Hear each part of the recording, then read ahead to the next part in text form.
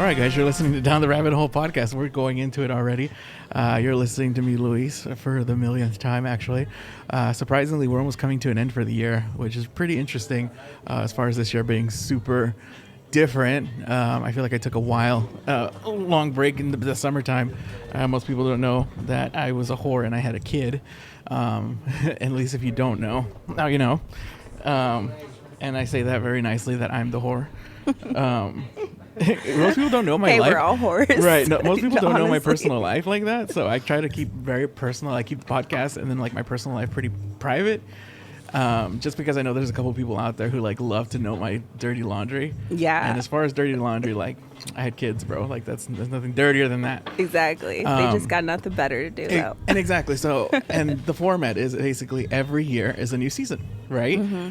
And it's like a new transition. So kind of going into this, I go into it with the idea of like, I started off really, really shitty to like something really, really somewhat decent, right? Mm-hmm. And in doing so, you meet a lot of people. Yeah. And before I finish my rant, that's why you're here, because you're an interesting person. Hi, interesting person. Do you want to tell everybody who you are and just introduce yourself and what a little bit about what you're about?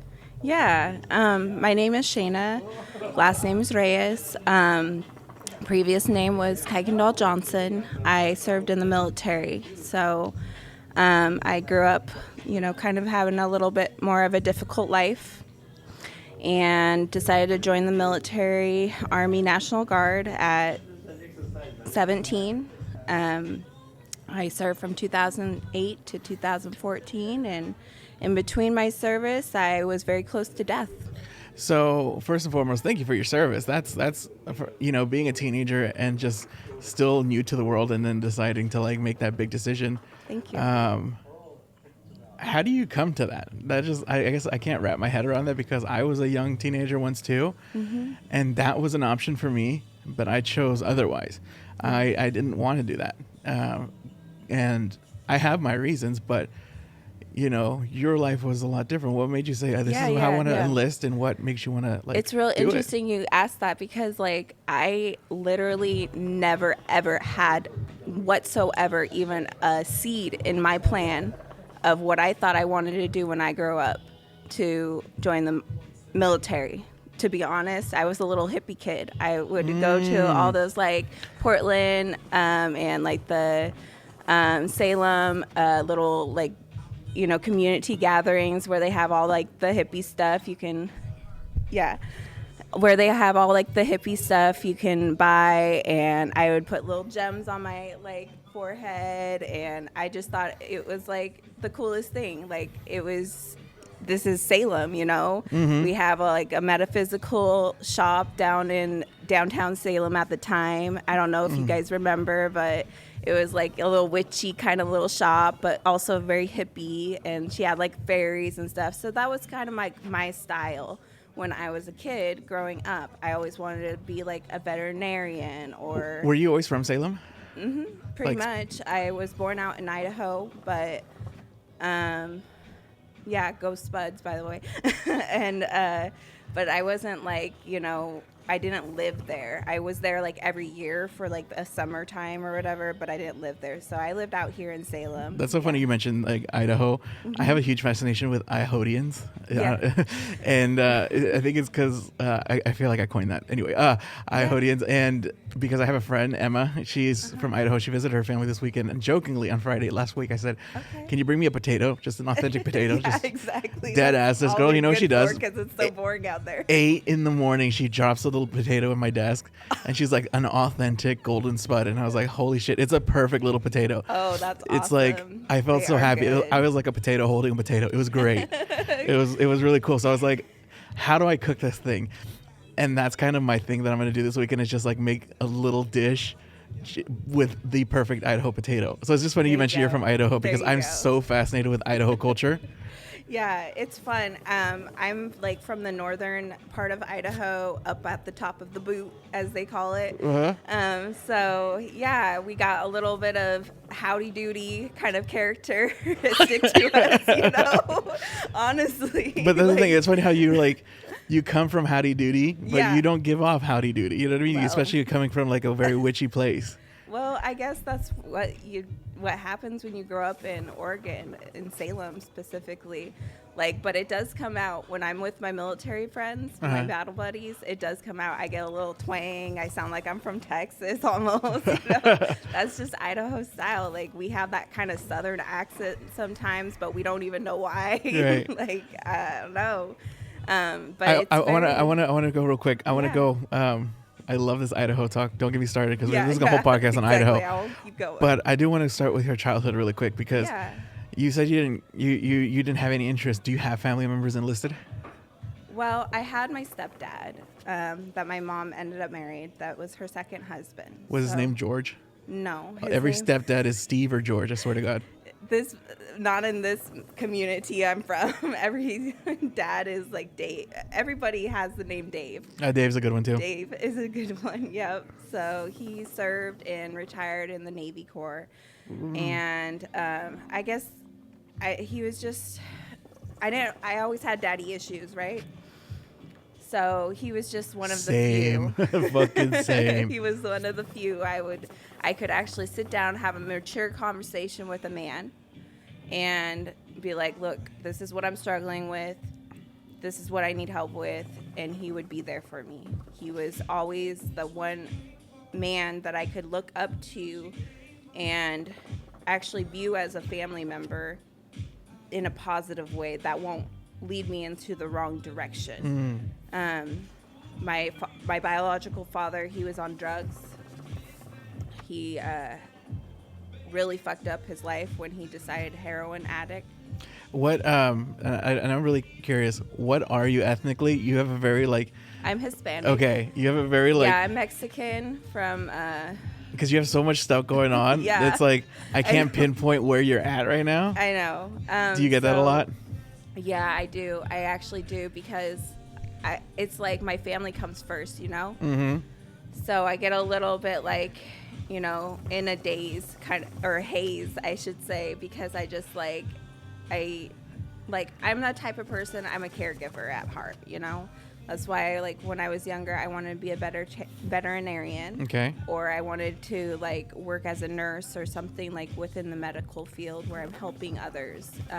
But to be honest, my kind of dark side was I like animals more than people. But, for real, though, why not? My dog never pissed me off more than a human. You know what I mean? My cat never pissed me off more than a human. So other it's than scratches, I feel you, you know? Yeah. And so now I like that you mentioned you have daddy issues because I feel like I'm 33 and I came to terms with my daddy issues within my mid-20s to late 20s, almost 30. It almost took me 30 goddamn years to come with my daddy issues. Do you feel like you're getting you have that healing part of you yet? And we haven't even touched on the listing part. I just want to get to your daddy issues first, just because I talk to people kind of close to my age and they're like 30 fucking years. I'm like, yeah, dude. Yeah. I feel like I have, but I don't feel like he has. So we do set those boundaries as the mature one that had to be mature at a young age. You have to set those boundaries because when somebody is sick mentally, so sick mentally that they don't understand, they get so confused that they want to ruin your life because of their confusion. And hurt your reputation because of their confusion, then those boundaries are important, you know? And do you think you guys have a good relationship now? And how long did that take to finally... with the boundaries we have, there's love. There's always going to be love. There will never, ever not be love, right? I'm very close to his side of the family. They wish things were different. Of course, if I were to get married again or something like that, he would be a part of that wedding. But the first wedding, he was not allowed to be a part of, We did not have good closeness. Allowed is a very strong word. Yeah. That bad? It was bad.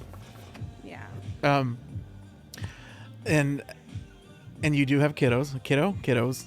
Mm-hmm. And so do they ever get curious, or is Dave when he's like, where's grandpa?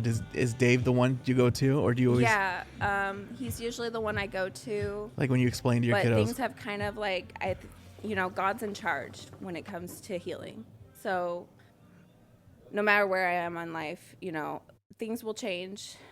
And I have to figure it out. I have to understand it. Sometimes I overanalyze sometimes. Oh, right? me too. That's my All the mom's time. side. That's all the time. I feel you.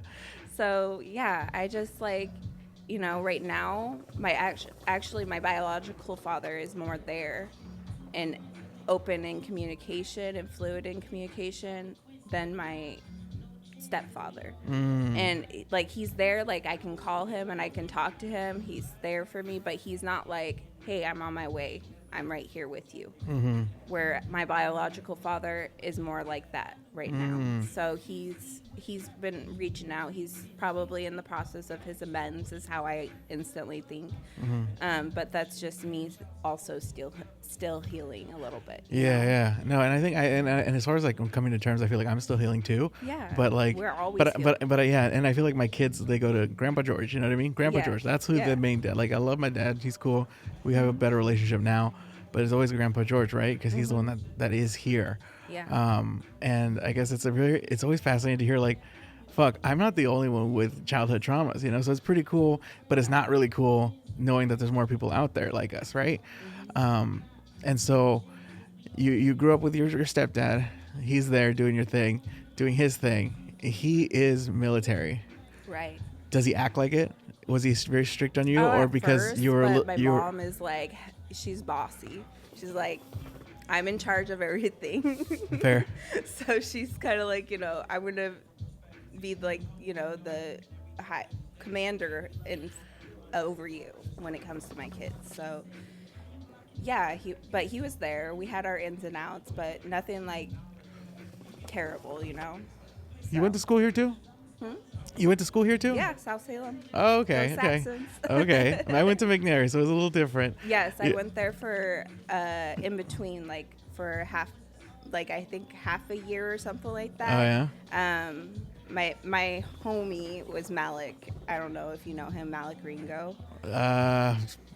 Everything from that period, I feel like, you know. Okay, so funny thing about that, I don't remember many things, especially like in the last 3 years. I was just talking to my friend about that these last 3 years have been such a weird whirlwind that she's like, do you remember this? And I'm like, fuck, no, I don't. Yeah. And she's like, yeah, I don't remember that. But like, and now I'm remembering these things again. So I'm wondering if I like mentally blocked out all these things. Yeah. And so a lot of people from like high school, for example, they're like, hey, cool, you're doing a podcast, blah, blah, can I get on it? And I'm like, I don't know you.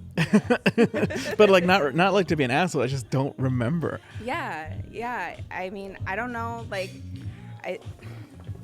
to be honest, like, I see that a lot in men for some reason more than women. I don't know why. You'll see what part? Just like memory issues. My husband's like that. So we're still married, but we live in separate homes, kind of thing now. But yeah, it's just like, I don't know. He had that kind of thing too. I didn't know, like, I didn't feel like it was a disorder, but he definitely bothered me about it a little bit. Like, how do you not remember this? Because we grew up together. So we were high school sweethearts for a good amount of time. And then we married at 19. So. And fuck, that's crazy. Military, yeah. That he's military as well? Yeah, Marine. Okay. I was National Guard. Okay. So I just followed Can him. you explain, because like, I don't know, like explain to me like I'm a child. Not really like I'm a child, but like I'm a child. Yeah. What's the difference and like from his branch to yours? Marines, they're assholes. They're That's dogs. what I hear. That's what I hear, but I didn't want to say anything because I don't live that life. I mean, so Army is the front line, right? Okay. But the Marine is going to get thrown out in the front line before us. So they have to be assholes. They really do have to be true assholes in their training. There's no ifs or buts about it because you're going to die first, right? Fair. Okay. If you're not. So, I mean, he wasn't like infantry or anything, but he did work on ammo and stuff like that. So he had to do a lot of the training still just to be a Marine. So. And now you're training. So you enlisted and then got married. Yeah. You met him through this. I enlisted. We wrote each other love letters in boot camp. Get out of here. It was very romantic. Yeah, do you still have them? It was a very good love story. But, you know. Do you still have the letters? I think he does somewhere. I don't know.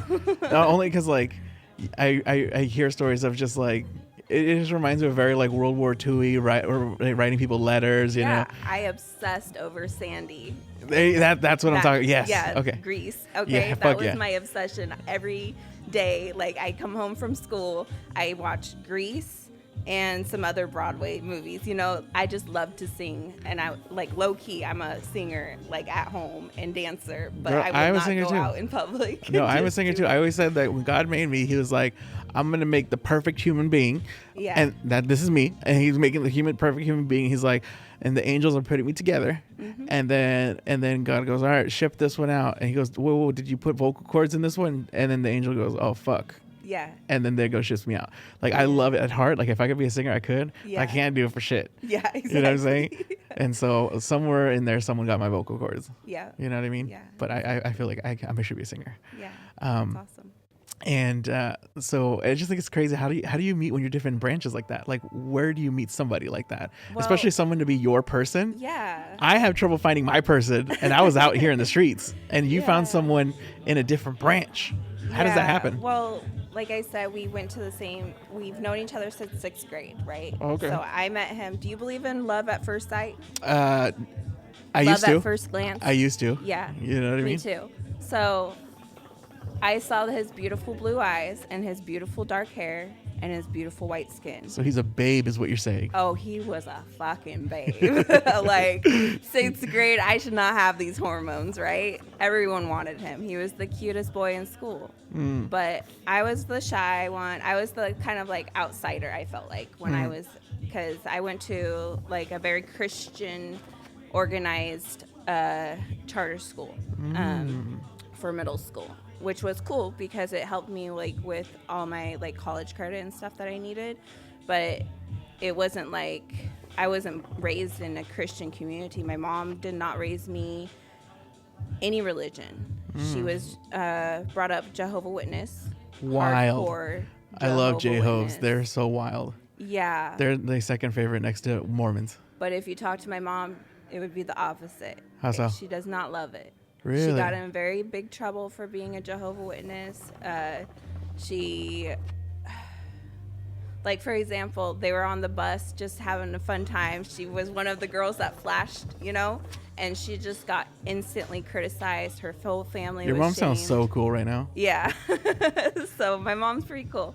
But yeah. Does she still do that? She what? Does she still flash people? I don't know. Shout out to Mom. Husband go out to rock concerts. God only knows. Oh God. But yeah, she's cool. She's a real cool mom. She was the cool mom even when I grew up and stuff. Like she would take other, like when I had friends having problems or whatever, we'd take them in, you know, kind of thing, and they'd spend the night, and then as soon as they clear up, kind of thing, they go back home, you know. And I think that I love that. And whatever that is, I want to use that for my kids. Yeah. Like I want to be the safe space for kids. Yeah. So it's just like, be careful. Just be careful because you don't want those asshole kids that are in freaking so lost in gangs Right. and shit like that. So be careful. right. No, you're right. know? But like definitely like my parents never let me spend the night at people's houses, and it's like Yeah. they'd rather have the friends sleep over. So my parents were very similar in that way, and I want to kind of continue that thing. Yeah. It's just like, because you never know, right? And so I always said, whenever I have kids of my own, like I will make this the safe space for people to come over. But my kids ain't spending the night nowhere. Right. You know what I'm saying? Exactly. That's how I am. Like my husband thinks I'm helicopter mom. That's what he calls me. Like I am. I You don't have to mind be. it. These You streets have is to crazy. be. Exactly. These streets are crazy, but he did not go through what I went through. So I think he thinks that I'm like being dramatic, like all the time, you know? And that's the Marine and Army fight we have, you know? Okay, yeah. Like we literally would like go in combat with each other, like get each other. He'd always win, but I'd at least get a good headlock in, you know? Hell yeah. So you're a tough chick is what you're telling me. Yeah, I'm a tough chick. Okay. And, you know, I will use my Because words. you say you're shy, but then Yeah. like something had to break you out of that mold. Yeah. And not necessarily put you in another mold, but what took you out of your shyness? Were you already less shy growing up, or did the military bring that out in you? I think the military broke me finally. You know, Yeah. I went to boot camp, and I didn't think I was gonna get broke, but I got broke. Is it as intense? I was like a super social butterfly all throughout my high school years, middle school years. Like I was that one kid that all friends could go to just naturally and talk about whatever, you know? And I don't know, like I'd always be the one to find the cool things going on at school, like, you know, to keep us entertained. Because school gets boring. In a positive way, or were you like a troublemaker? In a positive way. Like, I didn't do drugs or anything like that. I may have smoked a little bit of weed, like tried that in high school, or had like a drink, go to parties and stuff like that. But I didn't like for real, I did not. I guess because now I'm curious, like, so I guess I'm tiptoeing around it, but you went in on your own choice. You weren't like a troubled kid who went in. Yeah. Because I feel like I hear a lot of stories of... I was the troubled kid in my family's eyes. In what way? Because I would sneak out of school, like out of the house, just to go to the college clubs. Here's the secrets. Parties. Yeah. So Malik from McNary. Yeah. He'd always have the cool hookups. Like house parties were for real, like off the hook, like just they were awesome. It didn't matter, like you gotta be there. Right. So yeah, I mean, I was a wild child, like, and I told my mom, I was like, I'm gonna smoke cigarettes was my other, okay. You know, bad girl. So I told her, I'm gonna smoke my cigarettes. I don't care. She's like, well, I guess I can't stop you.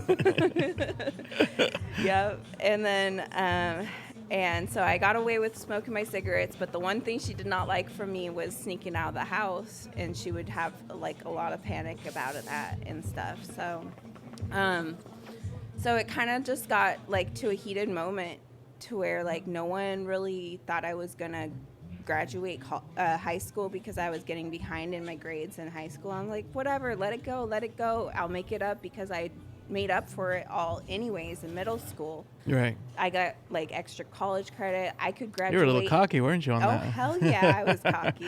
Because I knew I could graduate my junior year if I wanted to. I was like, if you keep faith in me, yes, I'm that attitude. If you keep faith in me, if you believe in me, if you love me, then you will pay for my college and you will get me there. Psh, you can get a job. Fuck you then. Yeah, that's the attitude. But, you know, it is what it is. So I said, you know what? You want to tell me fuck off? You want to, you know, not believe in me? You don't want to have love for me like that? And I'm just going to join the military because I already know you hate me for that. That's a bold choice, though. Well, because every time I'd, like, escape to go out and have fun, right? This was my high school teenage attitude. Every time it was, I'm going to throw you into military school. I'm going to do this. You know, just like freaking drill sergeants on me, right? It didn't matter. I was already born into the military with this type of lifestyle because, I mean, I did not have an easy childhood. There was a lot of abuse, okay? So let me go out, be free, have fun. I'm in high school, whatever. Right. And it just wasn't that way. So I kind of went off the deep end in a sense and just did my own thing and joined the military because I don't know. I don't even know what really brought me to want to do it other than I was just like, I had enough of these people. I've had enough of my family. I've had enough of like, it's like now you guys aren't abusing me like physically or anything like that, but I feel like I'm kind of mentally being abused in a sense, you know, by not letting me have my freedom, by not giving me the peace of mind that I need. Do you remember the day you enlisted? And that, because that was such a, like, I feel like that's such a fork in the road on how your life turned out, you know what I mean? Yeah, it really Do you remember that day? Yeah, I do. I was with my recruiter downtown Salem, off the fairgrounds where, you know, is for all the recruiters still to this day. And, you know, I was like, I want to do this, but I just want to do this, not to do war, because I'm like a hippie at heart, I told them. What year was this? This was in 2000, like end of 2007, I think. Because weren't we still like fighting oil in Iraq and all that stuff? Like, so it was still pretty heated. So it was like, I don't know, like it sounded like we were at a time of peace. So I was like, you got to promise me, recruiter, that I don't have to go to war.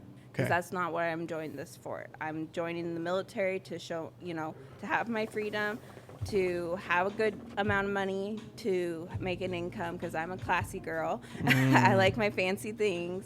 But also to, go to school. That was the most important thing. I'm like, I don't really know what I want to do. I think I want to be a hairdresser, but obviously that's not an option.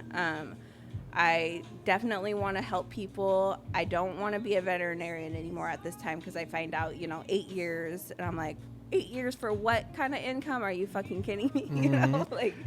Isn't it crazy? The longer the school, the less you get respected and the less income you make, which is crazy to me. Exactly. It just didn't make any sense. I'm like, I need to make money fast. I don't know why. I'm just that lifestyle, I like nice things. But it didn't, I guess that kind of broke me in the military. I guess nice things were important, but not that important. Yeah. And now I'm just thinking, I'm going to bounce back and forth, as you know. You said you didn't really grow up Christian. What do you identify now? And especially being Hispanic, I always tell people I'm Catholic by default. Yeah. And then I do some of the practices. I don't believe in a lot of the stuff that they're teaching, but a lot of the stuff like baptizing my children, I still do that. I still want to do that. Yeah. Where are you at? So at the moment, at the moment, I'm more Catholic Muslim. So, I was raised where I get my freedom was, the only freedom I did have was I get to choose my own religion, that my mom gave me, and that was very kind of her.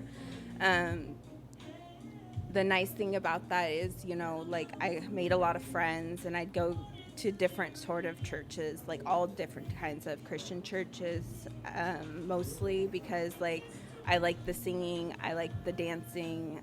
I had a lot of African American friends. Oh, I love black churches. Yeah, they're so wild. It was fun. It's so cool. So, so I really enjoyed that. I really loved gospel music. I still do. That is my again, my low key, hidden, way of singing at home. But yeah, I guess through experience and everything that I've been through, I really connected at a young age to the catechism on my Hispanic side. And maybe it's because I didn't have them every day in my life. I don't know, but I really connected to it. And so I started going to church more, and then I joined the military, and they kind of fast pace you if you decide to choose a religion while you're in boot camp. What do you mean? So I don't have to do years and years of study, right? They give you these kind of thick books, but you can study them while you're in boot camp, and if you finish them, you take the test, kind of like going to school, right? Okay. And then you give it to the priest, and then they baptize you there. So I was baptized by my Puerto Rican friend, who I call Q for short. Oops, sorry. You're good. Who I call Q for short. I lost connection with her after the years of, lots of things going on. But sure, yeah. I've had to change my Facebook so many times since my deployment. It's been ridiculous. But anyways, I still have her in my heart. I love her. I'll always remember her. So I'm thankful a lot for her doing that baptism for me. And so you signed up here in Salem. Yeah. You are a young teen. Then where do you go from there? What happens, I guess? Yeah. What was your experience? Do you get a call? Do you go somewhere? Do they tell you got to go to where's the boot camp? Yeah, well, it was kind of crazy. It was I don't know, flash of lightning, right? Yeah. So instantly, I started noticing history, learning all this new history, and I'm realizing, fuck, what did I do? I am standing on fire. Why did I do this contract? Did I sign up with the devil? What is happening? Learning about how bad the everything was going on, learning about ISIS, how bad that was, and learning about the human trafficking, that was intense for me all of a sudden. I was like, all right, well. But you didn't sign up for all that stuff, right? Or does that just come with it? Well, I had to.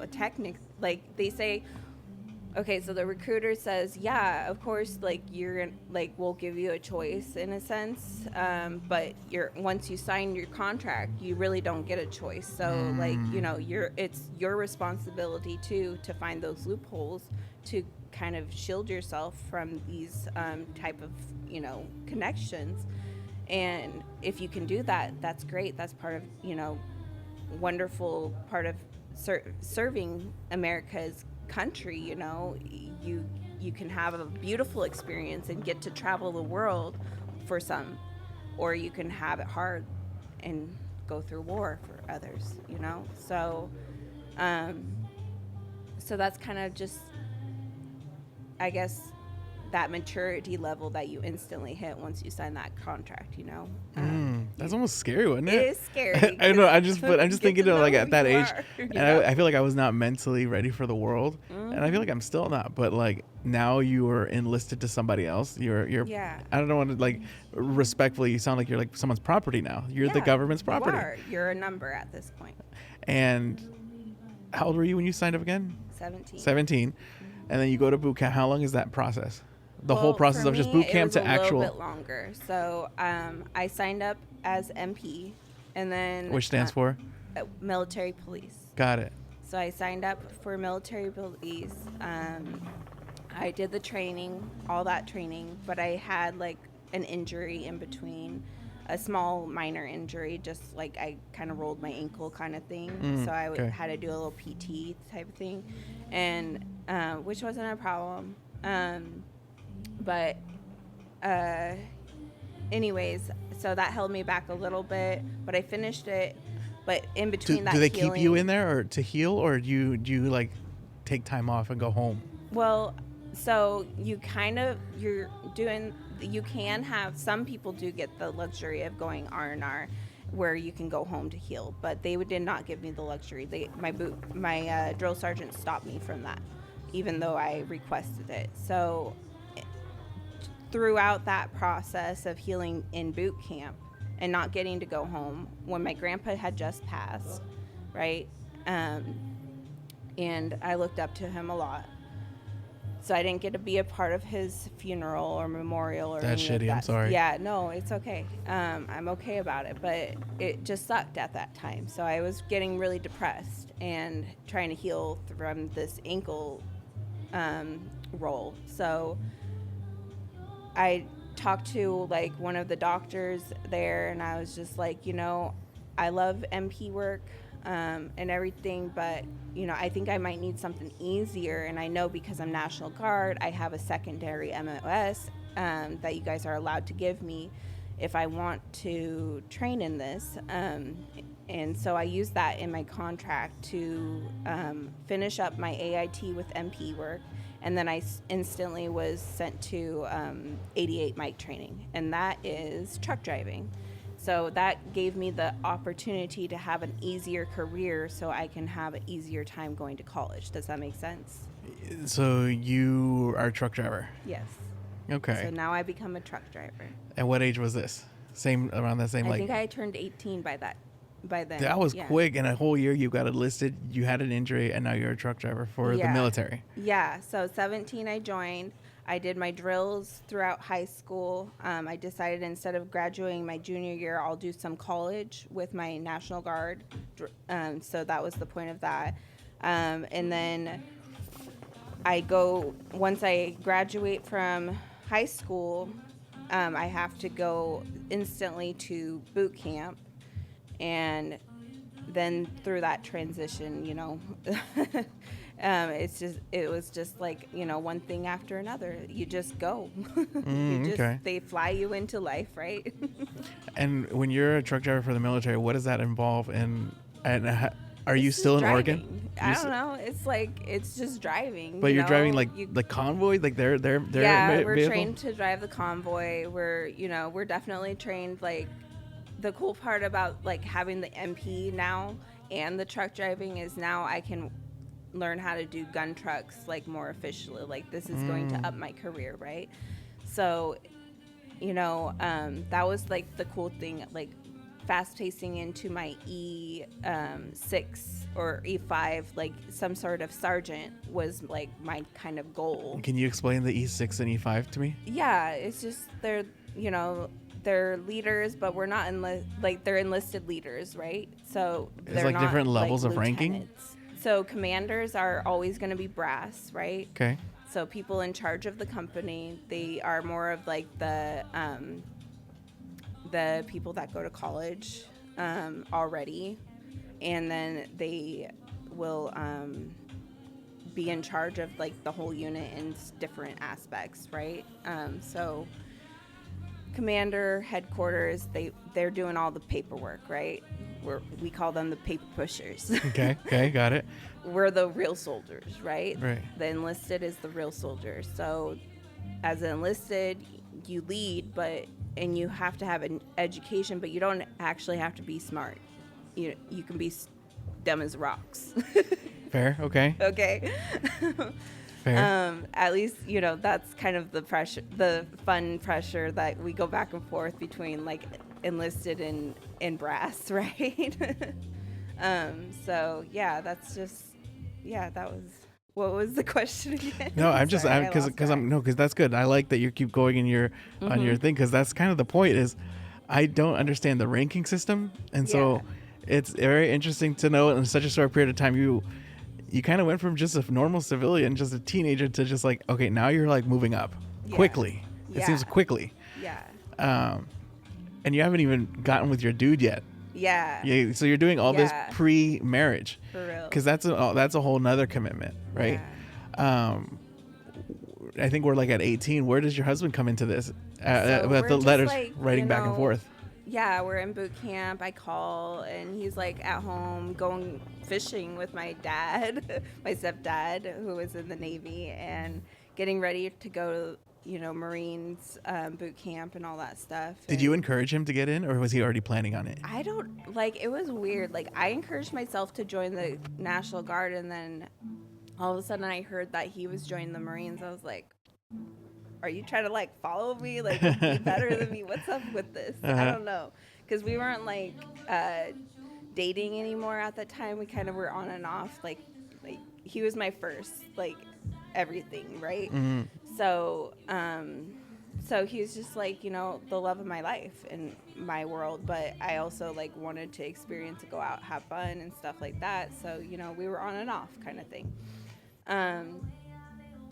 And so, it just like, I don't know, it just was like, it just meant something so special to me when I heard he was going fishing with my dad, that I was like, we just need to keep writing each other, like, I don't want you to like have it hard when you go to boot camp. I'm right here. And he's like, really? Like, and you're like almost experiencing the same things, right? Yeah. Okay. So, it's pretty romantic. I like it. I like it. I'm digging it. So that's where we kind of just like started writing each other more once we couldn't make phone calls anymore, because that's part of boot camp, the red phase. You can't make any phone calls. Can you say, like, because you're not in Oregon at this point? No, I was out in Fort Leonard Wood. We called it Fort Lost in the Woods. Shit, where's that at? Missouri. Ooh. Yeah. So they threw you all the way out there. That's far from Oregon. All the way out there. Different culture there for too. Like a little over 9 months because of the training changes and stuff like that. So yeah. And again, all I have to reference is like movies and pop culture. Is it as hard as it make it out to be? Well, they forced me to quit cigarettes. Okay. So it was hard for me. Fair. Like, I wanted my fucking cigarette. But is it physically demanding as well? Once for smoking a cigarette. Getting caught. Yeah. What happens when you get caught? You get your rank taken. No shit. Yeah. You're not allowed to smoke? You're not. Well, it depends on the like, I was told that we were for my 88 mic training, and then I got there and they're like, hey, your company that was here last, they fucked it up for you all, so yeah, we're not smoking cigarettes. And we're gonna be pretty hardcore right now.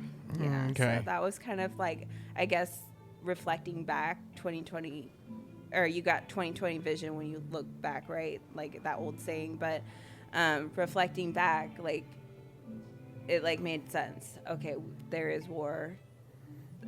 I get why we're being hardcore like this, you know, because I had to. It was weird how I had to like go through this phase training where it would be like, it was when I first joined, it was really hardcore. Like I trained how to do IVs. We like got screamed at, like worse than probably worse than the company that took over next, right? So the when my phase was done, it was weird. Like the next soldiers that were being built by the drill sergeants, they were like being treated like babies, like compared to what I was treated through. Like, and they phased out like all the medical necessities too, which was weird. So they didn't have to learn how to do IVs anymore and all that stuff. So that is it because they had like different units handling that, or is it just because like was there something wrong with the way they were teaching you? I think it's that we are trying to, in the U.S., in the military, we are trying at our hardest to not be in war, but to fair. be creating a community of peace, excuse me. So that was kind of like the big reason for Operation Enduring Freedom, is we were going out as a humanitarian way, right, to bring help to the Afghani soldiers. And like I'm a kid still. I don't know this shit. Like I'm just getting yelled at by drill sergeants, right? So I don't know. Anyways, but do you cry when that happens? Have you Huh? cried when that you get yelled at? No, I just I'm get pissed off and I go feel like to my timeout area. I'm not sensitive. I am sensitive, but I'm not. But like if people Yeah. are yelling at me, I don't get like offended, like and cry. But like I just can't imagine someone yelling at me constantly for. Yeah, I guess That's like wild to me. it was weird. Like once I went to boot camp, it was like flashbacks of all the abuse from my childhood made sense all of a sudden. So I Like just how you kinda like sat how you there and reacted. meditated a lot. I was the quiet. I went into deep silence. Some people deal with their problems by, you know, fucking around, being lesbian and bi or whatever, LGBTQ. Woohoo! I do support that, but I'm not. I'm straight, you know, and so like I don't know. It just like, and I guess I realized how much morals I had too, because I would train with my brothers and I didn't want to fuck them, you know? I just wanted to train them and keep them safe. I wanted to fucking carry that man home, you know? So I really learned a lot about myself and my own strength when I went there. Is there a difference between like being a caring person that you are or a people pleaser? Would you consider that a part of the conversation, or? Hell yeah, I'm a people pleaser, like for sure. Like, yeah, I just wanted people to love me, to like me. Like, that was kind of like my social butterfly kind of thing back in school, you know, like, let's be friends. But, you know, I'm also like love me kind of thing for who I am. Don't make me feel like I have to bite you. Yeah. And so I'm still fascinated with your early teens because you guys now are both in boot camp. You guys are doing your thing. How do you get married in the military? And for maybe your situation's different, but I mean, you just get married. how does that work? You don't have to get married in the military. Did you? So he wore his Marine, like, nice, what I don't even remember the name of Like, it. do you Like, come he back wore home his for hat this, and or is everything. this something you do while you're in Missouri? No, like, we were just talking about it, right? And I announced it on Facebook to my family. Hell yeah. My mi abuela got so furious. She was pissed. She sent a How frowny dare face you? emoji. Like, yeah. She's like, we have a plan. Like, you're supposed to go straight to college from here. Like, what are you thinking? Adding a marriage on top of all that? Oh, I'll figure it out, Grandma. Like, don't even worry about it. Like, we're just happy. We're just in love. Just don't worry about it. We'll figure it out. That's very self-aware of you. Yeah. I like it. That's very self-aware of you. Yeah. I guess, so- but that's what I'm saying. Did you have to come back for that to like make it happen, or you guys just kind of said it and yeah, did I it? came back home to Oregon, right? I finished my boot camp, all my training and stuff. I told my mom, I'm like, hey, I really love this guy. Are you sure? Yeah, I'm sure. I really love him. She knew him. She's like, one of her other kids. Like, and I think that helps that he wasn't a stranger. Yeah, exactly.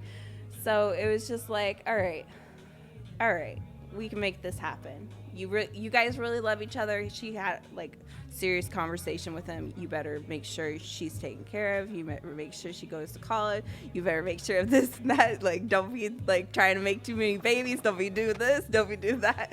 Don't be an idiot and cheat on her. All the basic mom stuff, right? So yeah, that was really cool. And then we just fast tracked it. Within 4 months, I was married. Like, wow. We literally won the lotto, so it was meant to be in that way. Like, that's how we knew it was meant to be. Like, my mom won her first lotto off of those little lotto ticket things, Uh-huh. And I don't know, it was real cool. It paid for all my wedding and everything. So wow. Yeah, we got married like within 4 months. He came back to Salem. He didn't have to do shit. All the girls were in charge of it. Don't worry about it. Like, just be a good dude. Yeah, just be a cool, good dude, and we'll take care of you, kind of thing. So that's what we did. It was just like, it was a beautiful thing. His grandmother took over for a little bit, helped with the decoration. She didn't even know who I was. I never met her in my life. I never met his dad in my life. Was that awkward? I knew his dad, like, from him talking about him and stuff, but I was closer to his mom's side because that's who he lived with for the longest time. So yeah, like, it wasn't awkward. That's what I'm trying to say. Like, that, because we all kind of came together like that, it made it not awkward. That's lucky. It's just because you left and then you came back and almost feels like, by the way, I'm married. Yeah. Check it out. Yeah. You know what I mean? So exactly. I guess I feel like there would be some resistance, but yeah, it doesn't seem like a whole lot. I think there was nerves when I walked down the aisle, for sure, because I'm a perfectionist and his mom had forgot something, and I was like, oh my God, panicking. Like, how do you go get that now? We gotta wait. Everyone's gotta wait. So you did the traditional wedding then? Yeah, we did the whole big wedding. That's so cool. Right down at the old, what's that? It's like a mansion right down off of Mission. Have you heard of it? Off of Mission, there's a mansion? Yeah. What is it called? Now I gotta Google it. Off of Mission, there's a mansion. Yeah, mansion. I'm trying to remember the name of it. Deepwood Museum and Gardens. So. Oh, okay, yeah. It's like that old historic mansion, kind of. Yes. Yeah, it's much smaller than the bigger mansions we have out in Portland and. Right. No, but it's still really nice, though. Yeah. It was really beautiful. I got married by our lesbian friends, who just so happened to have their ordained, whatever certificate or whatever to be able to marry. And she was the same woman that married my mom and dad, who was Navy. So yeah, it was just like, it was all perfect to me. Like, everything was beautiful. How many years were you enlisted before? Because then you ended up getting shipped overseas. Yeah. So how long was that process from like boot camp to just doing things? Next thing you know, you're getting. Is it a call? Do you get a call like, hey, heads up, you're going? Well, like, my funnest time was when I was at 141st waiting to get married, right? Okay. And as soon as it was just like this weird battle buddy thing I learned, I guess. Started to see my drill sergeants again, in a sense, like the illusion of your drill sergeants. I don't know how to explain it. Like, it was just this weird connection that only soldiers really know or understand this connection once you are in. So anyways, I was so excited about getting married. I felt so lucky. I felt so blessed. I felt so in love, right? And I tell my battle buddies, and I have this like weird reaction from some of the higher ups, like, you're not gonna like it, you're gonna hate California, are you sure you want to get married? Like, but at the same time, it was kind of like a serious conversation. Like, I really had to sit and were they trying to like convince you otherwise? Yeah, like, why would you guys do that to me? Like, why? Like, I know there's boys horny or whatever, like, why would you guys say that? So I really sat in deep thought about this. I'm like, whatever, I want to go to San Diego. Like, how did he luck out for the perfect place where I really wanted to ever live? Like, I wanted that tropical weather. I wanted that nice, like, California freaking weather. And, Right. you know, Disneyland's out there. I've never been to Disneyland. I've never done anything in my life. I'm just so stoked to go out and have fun, like, and enjoy life. And now I have money to be able to do that. So don't tell me this. Like, what are you talking about? So, you know, I think that's kind of what gave me a little bit of the nerves on the day of our wedding. But I got past it. I was like, fuck it. Let's go. Damn, that is so much to carry, though. That is a huge weight. It is. Oh, my God. And so you're just out here married. You're doing your thing with your dude. But then he has to go through his own training and doing his rankings while you're doing yours separately. But you're still married. Yeah. But you're doing your own thing. What's your highest rank you've gotten while serving? Well, because I got down a notch or two From in the boot cigarettes? camp from the cigarettes, and you know, there was actually one other thing I didn't tell you. I did get in a fight with another female. Nice. Yeah. Nice. Well, she backsassed me, and she threw the punch first, right? My instant reaction, she nicks me on the chin, but I'm already, all I see is red, you know, and I'm cornered, not her. And I go to throw my punch as my instant reaction. I miss her and hit somebody else that ends up trying to stop me from punching her in between so I don't get in trouble. But I left a freaking big old knot on her, like an egg on her head. It was so bad. I felt so bad because I hurt her, so I got in trouble. Don't feel bad. It's even in the Bible. I don't know what verse, but it says if they nuck, thou shalt buck. Yeah. It's in the Bible. So like, yeah, I love it. You know, like don't.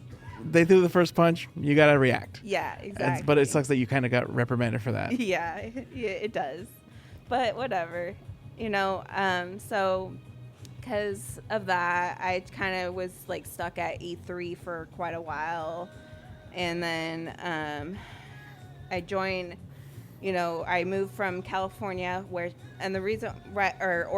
So the reason why I loved Oregon, this is what I really wanted to put in. I freaking loved 141st Oregon because they let me get extra pay in between my regular drills, right?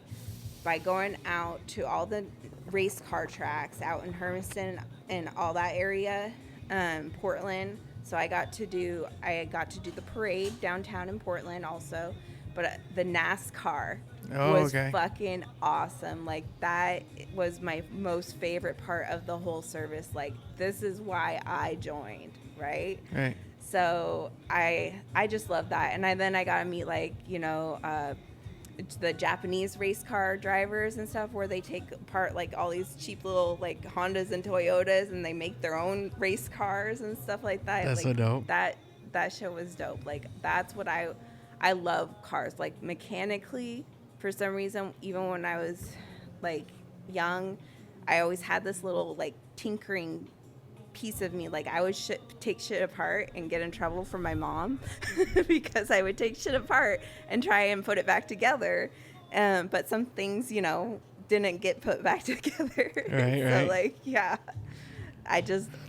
that was me. Like, I love to tinker with things. Like, I want to know how it works, what makes the wheels turn, right? So. And that benefited you during your enlistment then, right? It gave me awards. It gave me, you know, just like a lot of like, you know, high fives in a sense, right? How many high fives and how much recognition do you have to get to rank up? Because it seems like if you're stuck there for a while, to get back into good graces, what do you have to do? Well, I mean, like, I don't know. They kind of fast-tracked it. Like, so I think they bumped me down as much. Was it an E1 or E2? I'd have to go back through my own records to remember exactly, because I enlisted as E3, right? Right. And then with all those little things, I'm pretty sure I got bumped down all the way to E1. So I was fast-tracked I got my E2 back somehow when I first came back from boot camp. And then within the 4-month time period when just before I got married, I somehow got my E3 through all that extra service I did, which was really cool. I thought that was like the funnest thing. Like, if you're going to join the military, like, do that stuff. Like, seriously, like, that is just fun. And it's like you really learn like your love for America. We're the melting pot of the world, you know? Mm-hmm.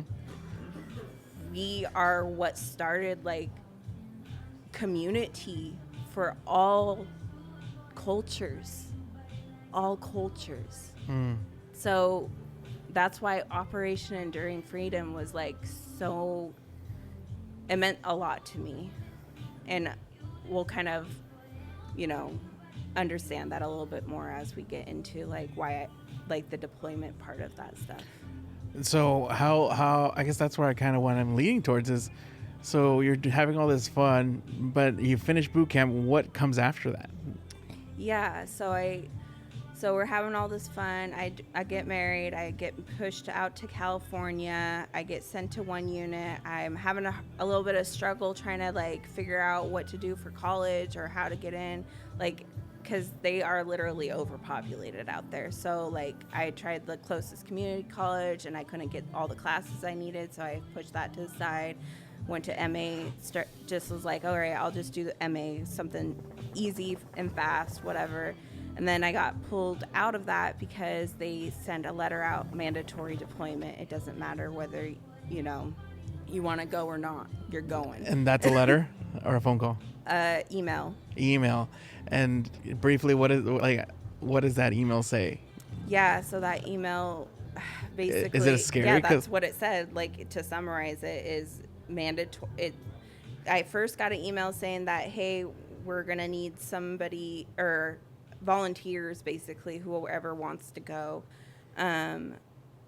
to join our sister company. They need help gathering people for the deployment. They didn't have enough personnel, basically.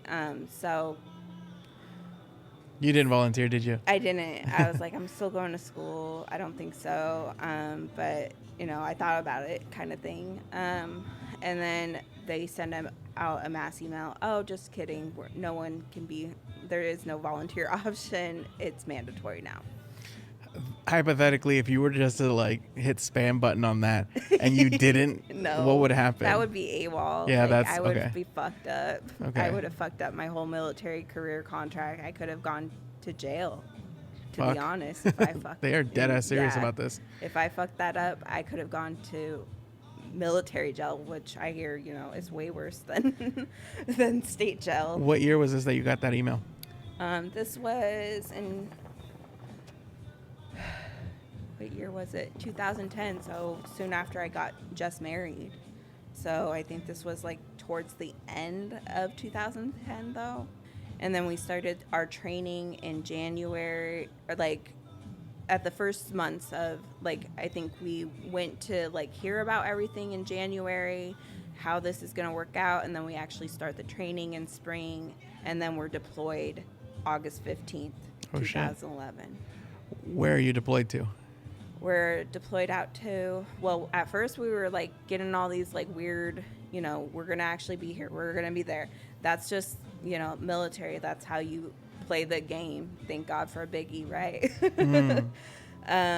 So, yeah. So we didn't really know. And then we, all of a sudden, boots hit ground. We're out in Kabul, Afghanistan. Fuck. Yeah. How do you feel going into that? Like, now, you remember your first day enlisting. Do you remember that first day you got in the plane? Like, what was that like? I thought the plane was the fucking coolest thing in the fucking So you weren't even world. scared. You were ready to go. Not. Well, I mean, sure, I got my nerves a little bit because we were, you know, possibly going to go out to more of the southern region where there's more war. And we were going to do like gas and petroleum type trucks, het drivers. But we just... they changed the rules, or they changed it all around once we got boots on the ground and got to our location. So that was cool. But yeah, of course there were nerves, but the coolest thing was being in those military planes, getting us there. Okay. Like, you got all of this gear on you, your helmet included. You can barely move, but you're trained. How many pounds? Oh my God, I don't even know. Like it's a lot, right? 50 pounds at least. Something like that, yeah. At least. And that's just not carrying my backpack, right?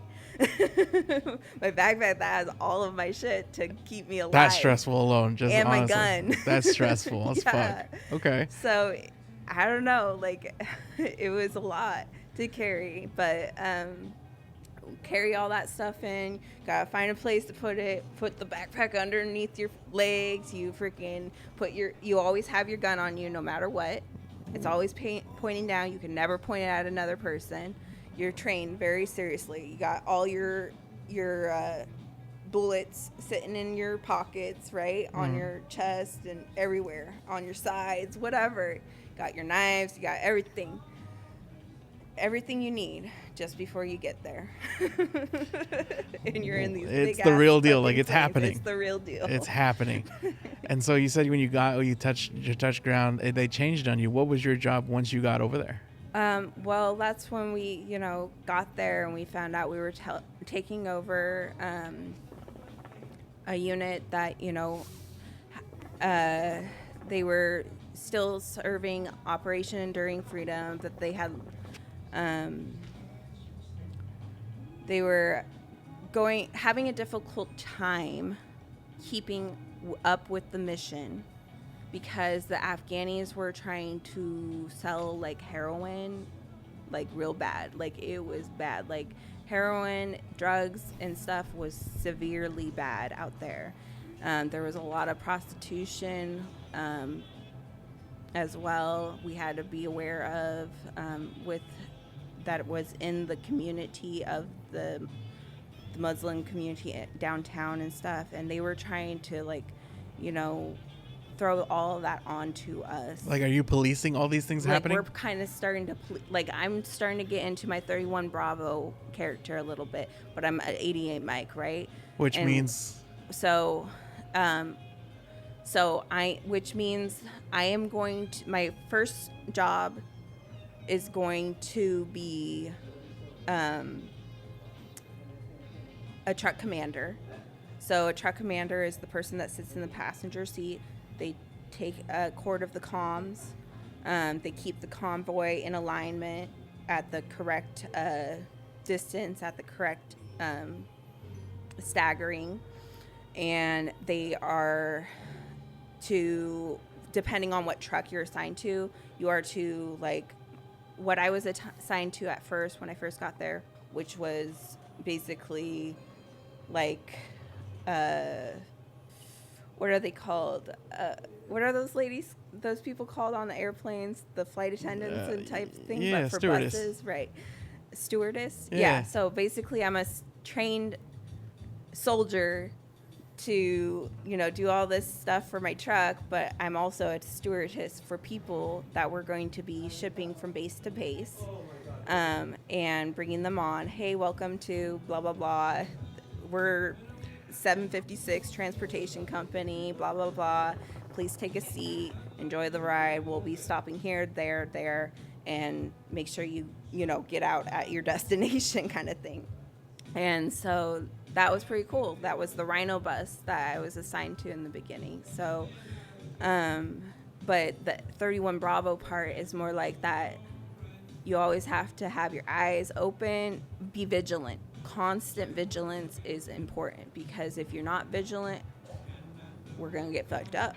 We're going to die. We're going to kill these people. So that was my, what are you looking for? training. What can fuck you up in this situation? So I'm looking for anybody that, any sort of vehicles out on the road that looks suspicious, that might be weighted down, that might, they wanted us to pay attention to, if there's, just anything suspicious, sort of my understanding drug is swaps, if my understanding is they don't sell. like us though, right? Huh? A lot of them don't like us Americans, right? Actually, when you get there, you find out a lot more do. Really? Really. They want us there. The people that were at the bazaars, because we get like this little setup on these bases, right? We got bazaars where we can go shopping every day to keep us entertained, because we're not allowed to watch porn. We're not allowed to fraternize. We're not allowed to smoke marijuana. Our only luxury is smoking a cigarette, tobacco, going to the... They gave that back to you? Yeah. Cool. They gave All it right. back to me. Going to the cigar club, right? Chilling with the homies. That was my kind of deal. Like, there wasn't very many females that did the cigar club, but I was one of them. All right. They have masseuses out there that were fucking badass. Like, I want a massage like that again. I don't get that out here in America. I'm sorry, but I wish I could. Do you have access to like the outside? Like, do you get internet? Do you have your phone? Do you get? Yeah, we have access to the internet. Are you it's, in communication with your family? Because like once we start missions and everything, there is no sleep. Like most days I had 3 hours of sleep, maybe. If I'm lucky. Doesn't that affect your alertness though? Well, yeah, like that was like the cool part of what I set myself up with. I was like, well, I'm just going to do online college then, since, you know, I was taken away from this other stuff with all this new path with the deployment and stuff. So yeah, sure, it like interferes a little bit, but because I guess that's why I had even less time, because in between my missions, I would be doing my college and stuff. So the military supports it, to be honest, but you just get less time with family, you know, on those phone calls. So yeah, letters, receiving packages from family, making phone calls when I can was really important. You mentioned you can't watch porn. That's very specific. Are people trying to do that out there? Fuck yeah. I don't know. I just feel like when you're with a bunch of your brothers, your comrades, like I feel like that's the last thing I want to do is get hard. You know what I mean? Yeah. And so I find it's like, I don't know. Is that like a fight or flight response? I don't know. I don't know. Like, I mean, shit. You're just like on constant adrenaline especially once we got hit on October 29, 2011. Oh shit. Yeah. So run me by that. So that morning you wake up. I wake up that Just start from there. All right. It's just same old regular mission day. The only difference was I was assigned to a different team. So a different. Do you know them? Like, do you know I people? know them. Like, okay. I'm cool with everyone, right? But I was assigned to a different leader. That wasn't my usual leader, right? That was in charge of the whole convoy, right? So I get there. I was told originally that I would be assigned to my original vehicle, which is the Rhino bus, and working, you know, just greeting everyone, watching the road. We're the most protected, so that's pretty cool. Because we're supposed to be. We're carrying people that need to stay alive. They have families, so forth. But for some reason, they changed it up on me, and I didn't know why.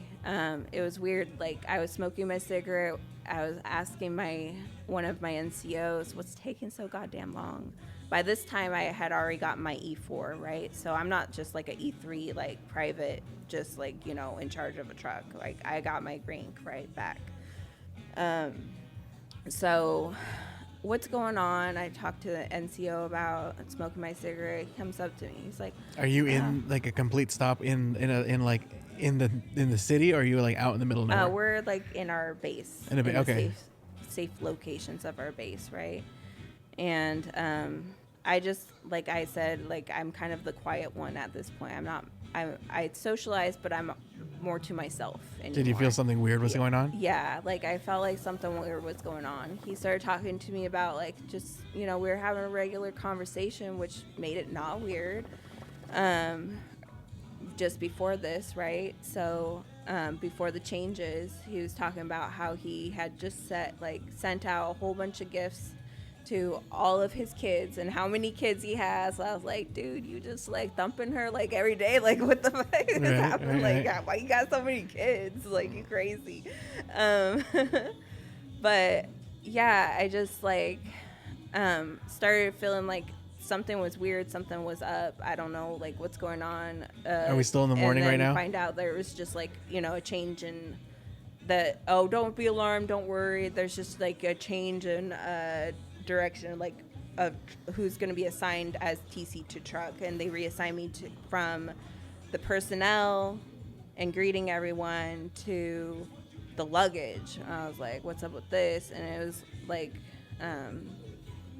pretty cool at the same time, because it was like, well, maybe this will get me to E5 faster, because I was working with a specialist, another specialist who was much younger than me, and needed my training from me now. Oh, interesting. Which, so, like, I'm like, feeling respected at this point, like, all right, cool. Like, we're going to do this, and, this will be good for my career. So then we get out there. I'm staying vigilant. I even have my camera with me to stay vigilant, but also kind of show this guy, like, hey, let's enjoy this while we're here, right? And then nothing out of the ordinary other than I announced that, hey, it's kind of like slower traffic out here. Like, there's not as many people, like, out. It's more quiet. We should pay attention, like, what's on the road, what's out here, like, what's going on. And everything was just, like, dead silent. It was weird, like. Are we still in the morning right now? There were still people, but it wasn't weird at the same time, because there were still people out. Or did time pass? Yeah, like, there were still people out and around. There was, like, kids, playing out Oh, sure, there, okay. but it wasn't, like, full of people like it usually is, where, kids are yelling and screaming, just waving, chasing us trucks, like, dogs even barking. And I mean, that was our usual. Like, why is this area, like, all of a sudden, like, not like that? So, I'm keeping my eyes open, but I'm in the kind of back of the truck, like, so I'm 2 vehicles from the personnel, the Rhino bus, right?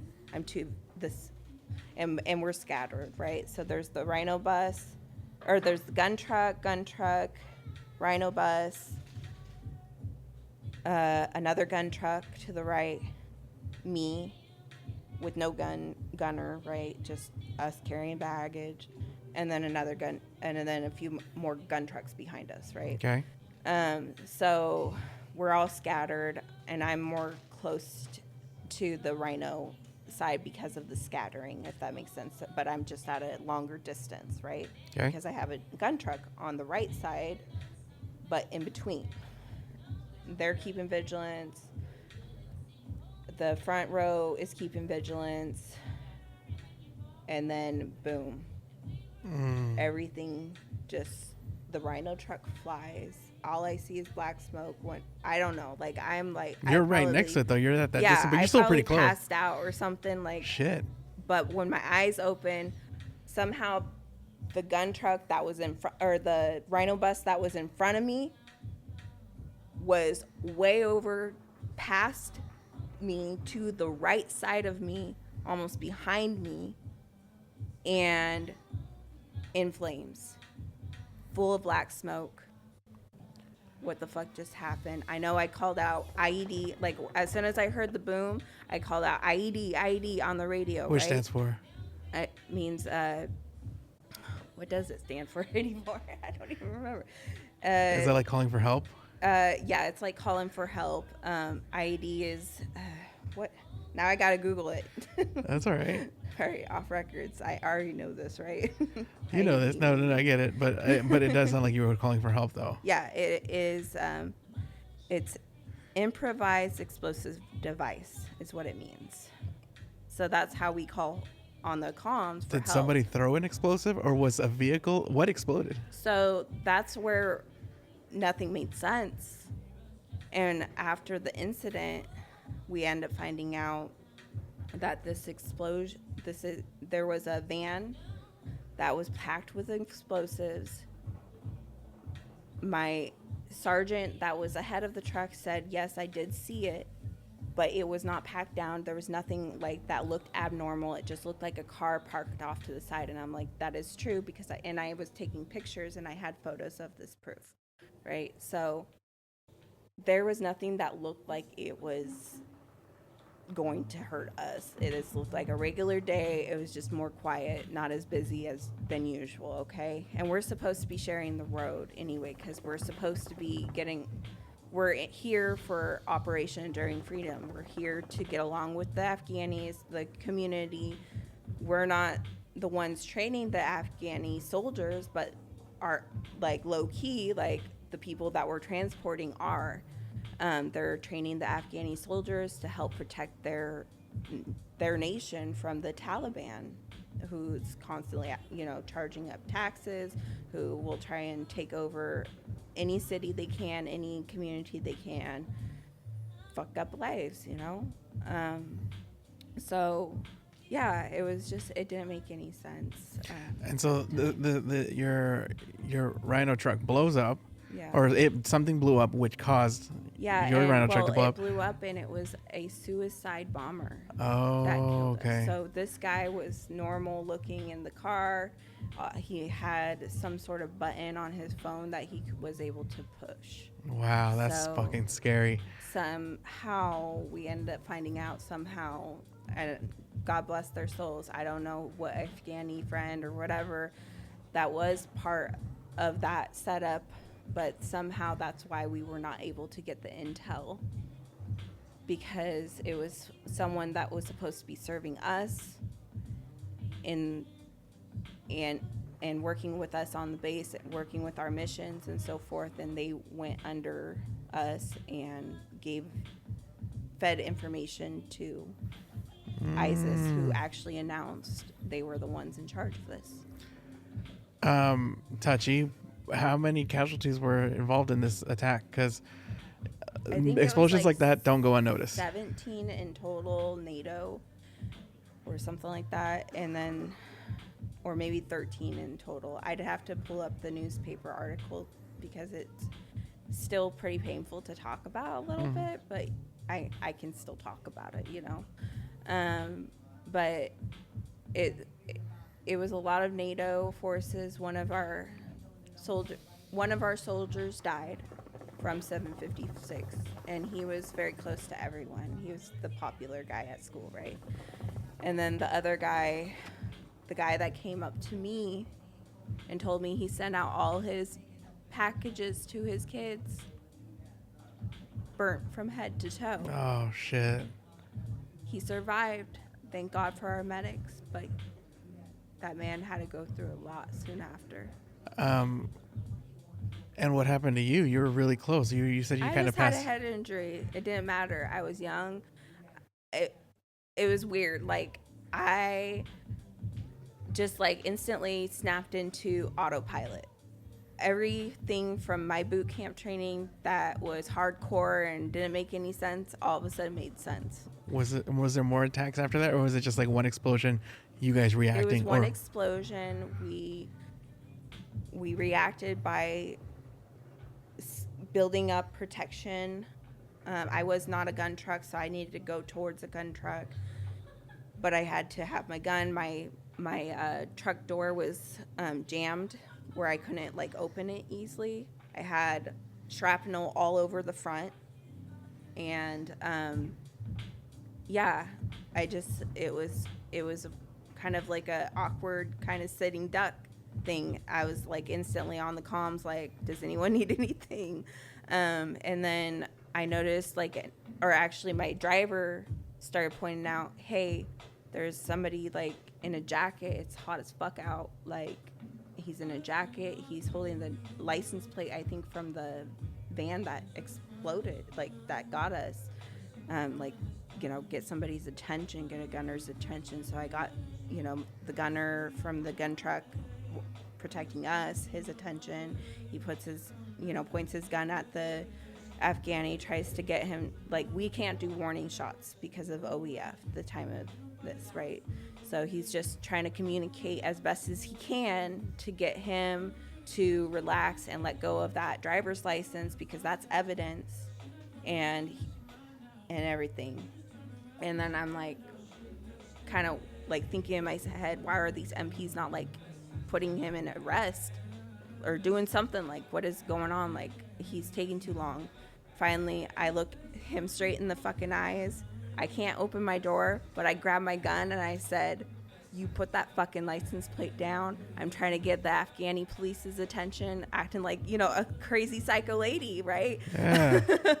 Wow. I don't know. Like, I get their attention, and all of a sudden the Afghani police form in and they grab him and they start talking to him, and they're like, getting him to take that down. But my driver didn't even want me out there because why is this guy in a jacket with it so fucking hot out? And it was a heavy jacket, so God only knows like what that guy like had going on. Oh, like he was a bomber too? Huh? Was he? He might have been. He could have been. Suspect. I didn't know, but I was gonna stay safe and keep us from more people getting hurt, and the Afghani police are supposed to be in charge of doing that anyways. We're training them, but we're also protecting them. Because this is all in the heat of the pan, like all this is Yeah. happening. So like you don't even know how many people you lost so far. Yeah. You just know some shit blowing up and this dude's the acting Rhino bus sus. is still on flames. They're trying to get the fire truck out there to put it all out. I don't know if anyone survived at this point. If anyone, in my opinion, I think maybe no one has. And our comms are in and out because of the hit. We were losing comms, so that was a little scary because we have specialty comms to where we cannot like get tapped in. So that was a little weary, like us losing the comms and stuff. So so it was just like a lot all of a sudden. Then I was able to get that guy, the Afghani guy got taken care of. Things were starting to calm down. I'm starting to figure out what to do next. Do they need help? They got the fire trucks out there. They're starting to get the fire down. What's going on? What do we need to do next? So I see and I'm losing comms.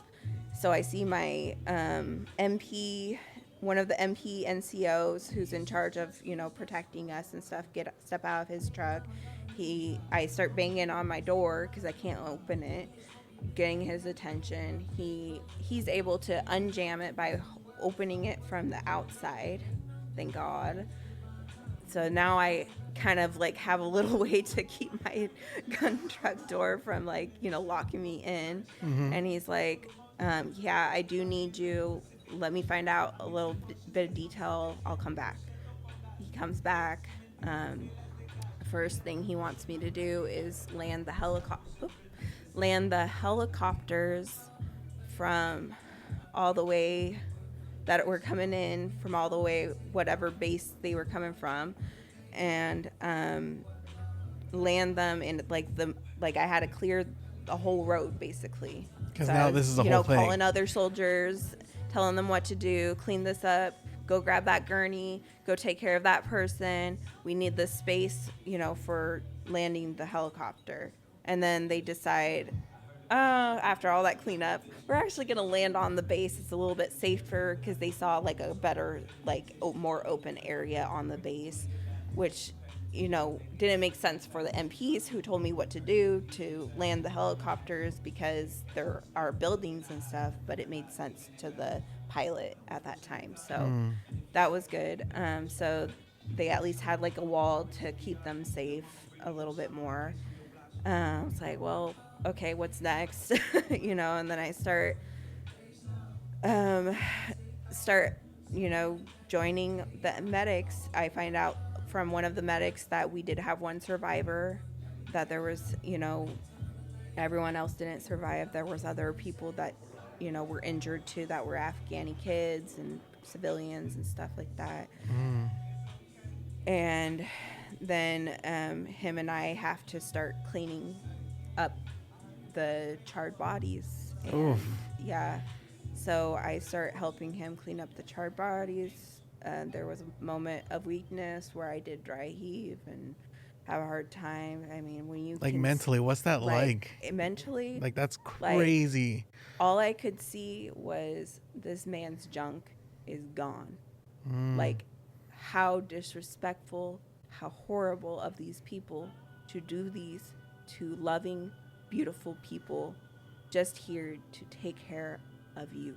in this country. Like, it was just so heartbreaking, so terrible to see the destruction. Like, I could handle Sergeant Eugenio when he came out because he was wrapped up like a child. Like, he was like in his seat still, right? Like this, right? Burnt to a crisp down to his bone, right? That to me was a peaceful moment. But this man that lost his junk, that lost his head, that to me was not peaceful. Like, that was the ultimate disrespect. And I don't know how to explain it any more than that, to be honest. It was hard. And that's what, like, when I was dry heaving and stuff, because it was just, like, I couldn't pull the body out because it was, like, the only one that wasn't really charred to the bone, right? I couldn't pull the body out. It was stiff. It was missing pieces. All I could see was, like, all these different pieces of, you know, inside of a man's fucking penis. And I had a moment. I was like, I can't. Like, I need help.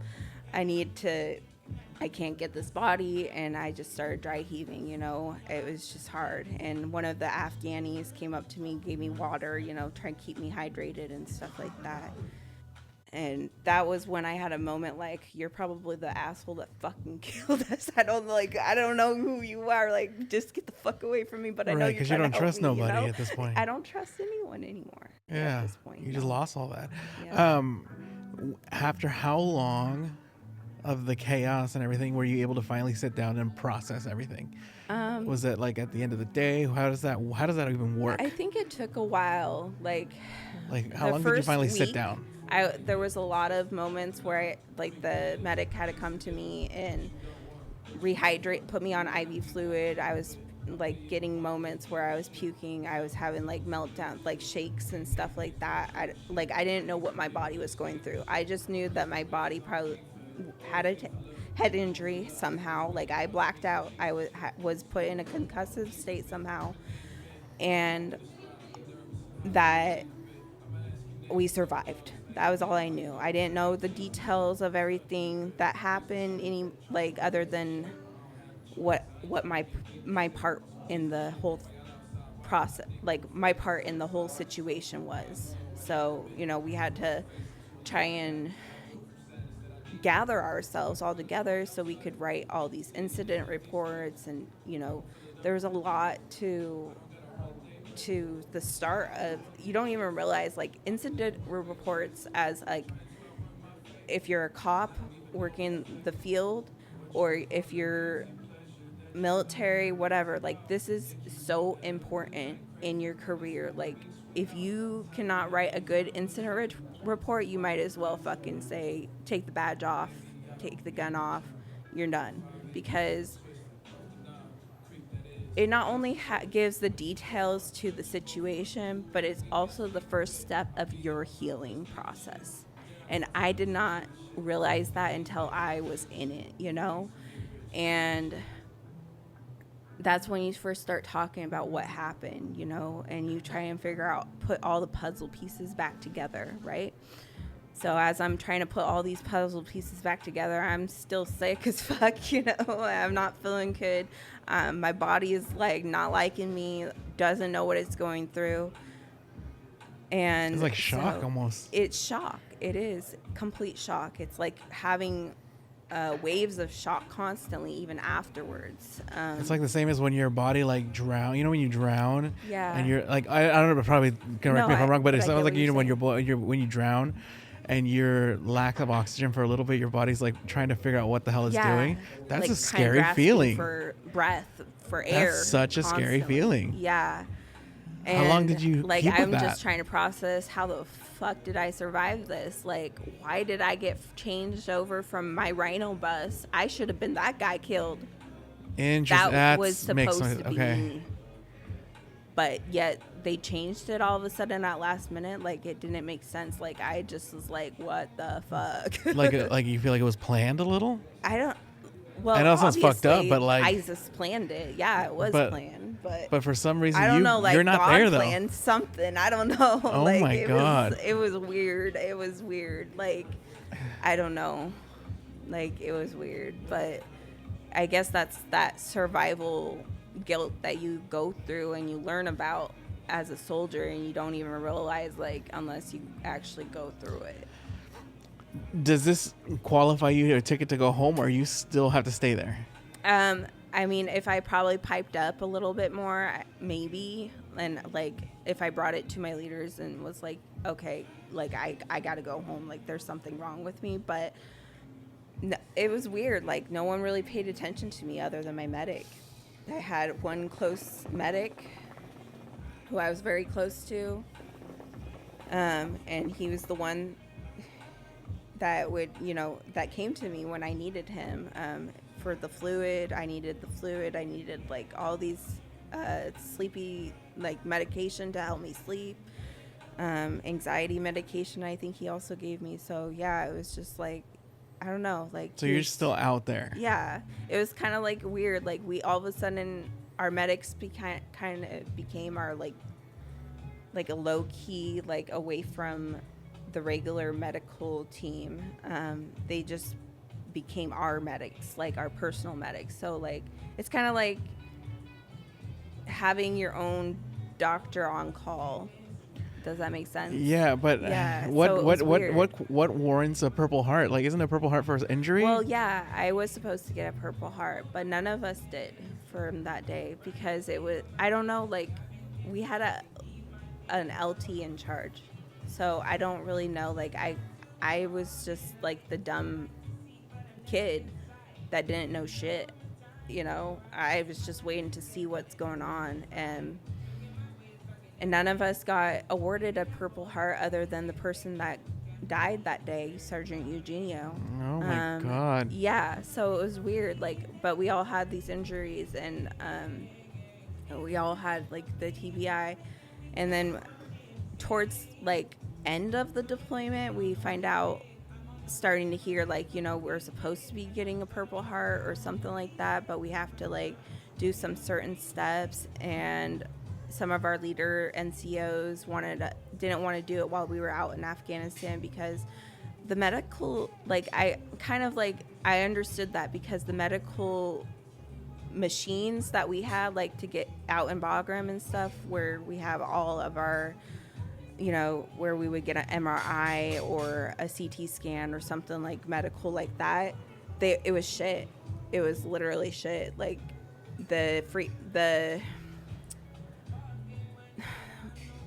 how do you explain it? Like, not maybe like the frequency, but like the pictures, like they're so old. Like they gave us the shitty old stuff, right? Which is basically what the Rhino buses were. They were back in the 70s. They were like supposed to be these high speed, like thick armored trucks, but they're nothing like the MRAP, right? So it was like, the shitty stepchildren from Cinderella, right? Right. That we just got the shit out of everything, right? So, so do you think this would have been a lot different? In the Army. If you would have had different equipment, it would have never happened like this. It could have been a whole different Don't you feel story. a sense of anger then towards your government? Fuck yeah. Like so many emotions now, then. Well, that's like I'm in and out of the medical. Like I got my cab and everything from all this, right? But I'm 20 years old thinking, okay, well maybe I can just push through it. Maybe I'm not as injured or hurt as I think I am. Like I don't know. Like my body, is having like convulsions. It's going through shit, obviously, but there's also a lot of days I feel normal, high speed, like pumped up with adrenaline and stuff. And I have a doctor on call. Like if I start feeling sick, I get a Z-Pack as soon as I want it, like I feel like, a soldier. So we just get through it. And then the adrenaline high, you don't realize how serious it is on your body till you take those steps from coming home back to being a civilian. It's like your body urges to go back because that's all it can survive off of now, right? Did you go home after that, or how long did that last before you were able to go home? hold on. I might need to take a quick break. No, go ahead. No, I did not go home. Oops. I did not go home. They did not send me home. They wanted me to push through the mission. I was 20 years old and I could, kind of thing, you know. They at one moment said that we will take care of you medically, and then they didn't at another moment. And then they lost our paperwork. Somehow it was stolen.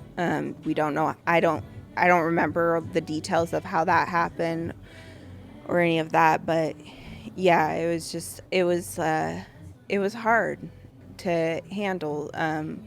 But to me, like, I guess being at such a young age, like, what is a Purple Heart? I didn't really know. I didn't really care. Like, it's just a metal piece of metal. Like, what is this going to do for me? How is this going to help me? But that's not a ticket to go home? Mm-mm. Fuck. That's not it wasn't a ticket to go home. I always thought once you get that, you're good to go home. Yeah, like your mission's done. Go home. Like heal. So when I was dealing with some family issues. So I guess just going back to it now, I was mentioning, because again, my assumption was a Purple Heart means a ticket to go home. Yeah. And you didn't get that. No, none of us did. Not even the NCO in charge of the truck. He was supposed to get the Purple Heart and everything. He got it sooner than all of us because he pretty much was our guidance to getting our Purple Heart if we wanted it. So we could take care of our medical stuff when we got done with the deployment. If we decided to finish the mission, if we're able to keep ourselves pumped up enough to keep going, because that was kind of what our NC or our commander needed at that time. Because if we lost any more people, our mission was going to be we were going to be not as protected as we needed to be after that hit, kind of thing, So that was most important thing for us. And so I finished the deployment. I get towards the end. We find out our paperwork is lost. How the hell does that happen? God only knows. And this paperwork has the incident report or what? Yeah, just from our questionnaire from our head injuries. Oh, okay. And stuff like that. So that's really suspicious. That was suspicious and real sucky. So a lot of us were basically, if we wanted to finish up the take care of our medical necessities, get all our benefits we deserved, get our Purple Heart, we needed to stay in Texas, where they would basically take care of us. But the problem with my situation, for my personal case, was I was married to a Marine. My Marine was stationed at a certain station in Camp Pendleton, right? And he was having some family issues. So his sister was adopted by us, and we were just taking care of family best ways we could. So the option for him to move to Texas with me wasn't not really an option, and that would just be too much on his family to his sister who we just adopted to move now from California and again to Texas within a short time frame. So it didn't make sense. So there has to be another option, right? So I asked them, I was like, what's my last option? I cannot stay here out in Texas. I won't be able to move here. I have to be with my husband. I need him to heal through this process. I need it to be there for his family too. When did you finally tell him what happened? When do you have a second to hey, by the way? I think it was the next few days afterwards. We were allowed to make phone calls to family members and be like, hey, how's that conversation? We're okay. We're okay. It's just dull. I don't know. It's just how do you even say hey, by the way, some shit went down? Yeah, well, yeah, it's just dull. It's quiet though. We were not allowed to like if we were able to give a phone call, they were not, the parents, the families were not allowed to talk about it. Oh, I see. Because we had to wait for the news station to announce who passed, who died and stuff. So it was just like, I don't know. It was, so you had to be like super vague about it? yeah, kind of. It was like, hey, That's I'm upsetting. here. I'm okay. You know, everything happened, but I'm okay. I'm alive. That was it. Like, I don't know. Like, we just that'd kind be of so made it gut through wrenching from there. because you can't do anything. He can't do anything at this point. No, you can't. And so it's like, But he's a trained Marine, and he knew what I, you know, like. True, very true. Like, he loves me, but it's like at the same time, you knew your oath when you joined. You know, we gotta be strong as soldiers in that sense. Like, can't baby each other, you know. So that's why I felt like that push to really, like, I need him. Like, I need him now. Like, I cannot sit here another day without my family. I cannot sit here another day without my husband. And so, so they said, well, okay, you can take care of these medical problems and stuff like that, but you're gonna have to do it in the States. You're through your National Guard unit. They'll tell you what to do. Basically, my unit didn't have any medical personnel. Like, we had like little medical events where we go get a teeth cleaning or whatever, and they'd check up on us, make sure we're doing okay and stuff like that. So that was kind of how the National Guard worked.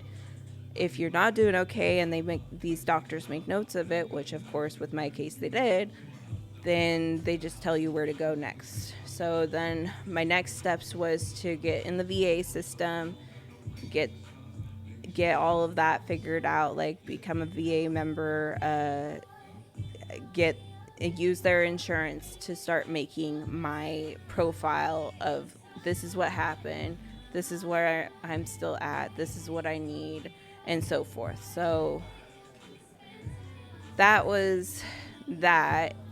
Does the VA like advocate for you at this point too? Yeah, so the VA is now advocating on my end, but I'm also having to advocate for myself and, you know, get all the other military, my battle buddies to advocate with me as best as they can and so forth. So, yeah, it was like, all right, so I start the process. I live out in Camp Pendleton, but I gotta still drive an hour, cut through traffic, get through all this crap to get to the San Diego VA hospital where they have all the good, you know, stuff for the medical machines and all that, like for the TBI scan and all that stuff. So, so yeah, it was a little bit of a harder process in my opinion with that because, you know, I didn't realize how PTSD affects people. I didn't realize that it could affect me. And that's when you start feeling the effects of the PTSD because you start coming down from all that adrenaline drain and your body seemed to feel like have it like almost instantly though. Yeah. It's crazy how trauma does that to you though, don't you think? Yeah, it is. Really quick though, how long was that mission? Because after that explosion, how long were you have to stay in that mission before you were able to call it done? Like the mission doesn't stop until the deployment's done and over with. When was that? So we did 9 months in total in Kabul, a year in total, which is like they give us kind of these these little spots like out in Kyrgyzstan or like you know, wherever they want to put us on base where we kind of sit and wait for maybe like a month or so. So it's kind of like these in between spots where we have downtime and we kind of get to not really get to visit another country because we don't get to go out and be like a civilian out in the country and like actually really enjoy it. But we get like another kind of setup of a base where it has another type of little bazaar shopping area, and so you get a little bit of a new scenery, right? So that's kind of just, without saying too much, because I still have to keep my oath, of True. All right. those spots and stuff for like safety of people still serving. But crazy enough, we're technically out of Afghanistan, right? Right. Last I heard. Yeah, last I heard. So I don't know. We'll see. But anyway, so Have you gone back since then, or once you went there and you finished? Like, have I gone back to an deployed again? No. That was my only deployment. So yeah, I did do a trip soon after I came back.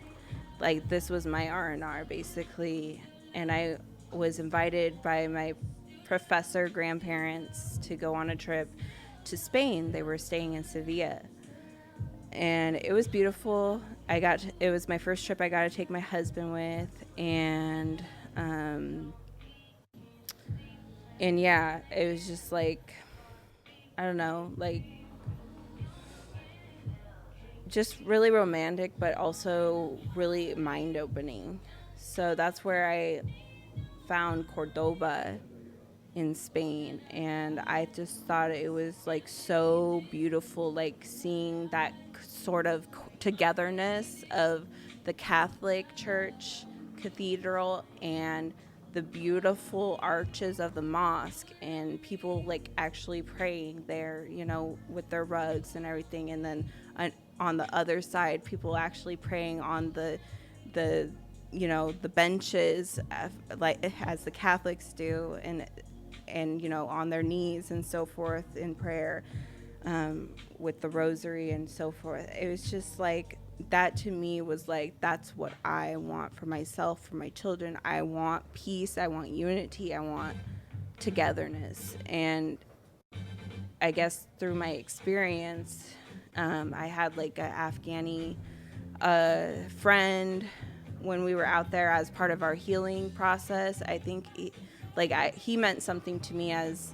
his name was Assad, and he meant something to me personally as part of our healing process. Like,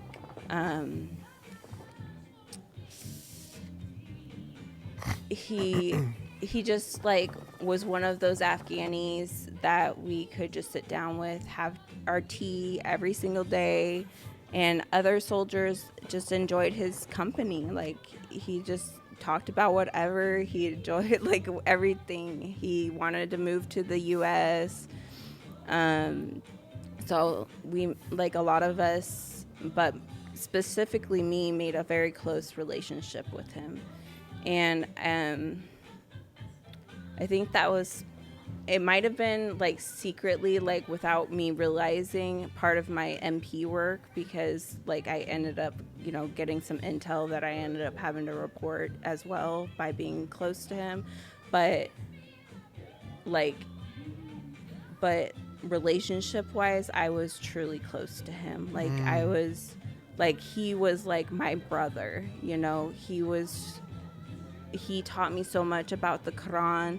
He taught me, like, I was dealing with severe acne, like pus, zits everywhere, like boils. Like, it was so bad. Like, I had never had acne ever this bad in my life. Like, it was so bad. I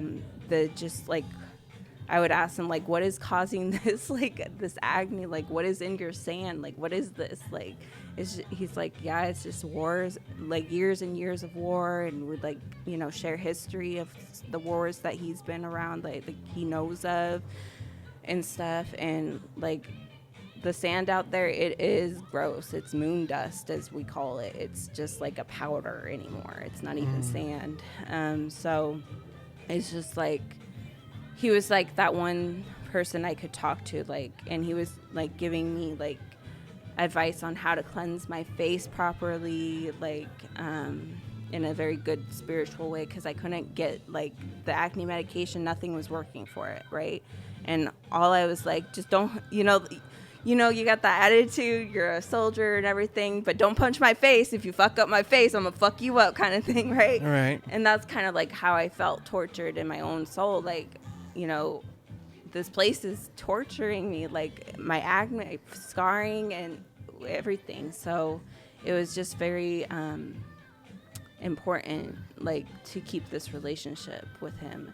And I, would talk a little bit about the Bible and stuff, but I just felt more of a connection, and I would go into like these deep like dreams. It was the first time I didn't have to take medication, because I would go into these deep like meditative states and dream states where I'd like have these beautiful visions that really brought me into peace. I don't know, like they were just visions from God. Like most of the time I didn't even know what they really meant.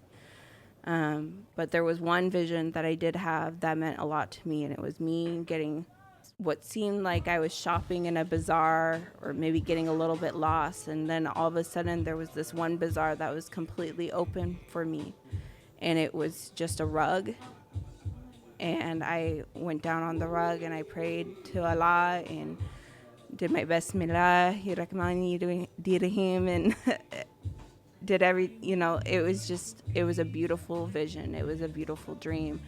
And it was just, me awakening as well, learning I am healing, like I am getting through this. I am like really pushing through this, and I'm going to be okay. Like I am going to heal. What year was this? Like how long did this take for you to get this feeling? Yeah. Oh man, maybe like a few months. Like 2 months maybe after the incident. Oh, so still very recent. Yeah, so is when I started talking to him, and he was like a brother. I could be like, why did they do this to us? Why did this happen and stuff like that is kind of how it started. And then we just talk about this and that and the Quran. We talk about family. We just talk about whatever. He loved to learn about the U.S. And we even stayed in communication when I came back from Afghanistan. He ended up in Dubai for some reason, and then calls me saying, hey, I'm getting married. He's the ugly motherfucker. I love him, but he is an ugly brother. That ugly brother. I'm like, how are you getting married? Like, what? Like, that's what he's been waiting for, what he's always been talking about, what he's been wishing for, So it was like really something special when he reached out like that to me, So we kept in good connection from there, but, time passes, we all lose connection sometimes, unless they're like, But you still kept that to this day. Yeah. That's kind of special. I think when you keep those type of memories and keep those type of people, they're really never gone. Yeah, you know what I mean? Exactly. So they're never really gone. Exactly. He's still there. He's still in my heart, for sure. Do you remember now the last day of your enlistment? Because I talked about the first day, you getting tripped out. Do you remember when you got that news that you're done? You don't have to go back. You don't have to do anything. When was that? That was the hardest part of it all hitting me. And probably my first time I ever really said, fuck you, government. Yeah? Why so? Because I was supposed to come back, get it all situated, with the VA, the plan is that they put me on medical leave instantly. They're like, I'm sorry, but with your, everything going on, you probably shouldn't be trying, like the medical doctors did not want me trying to stay in service, right?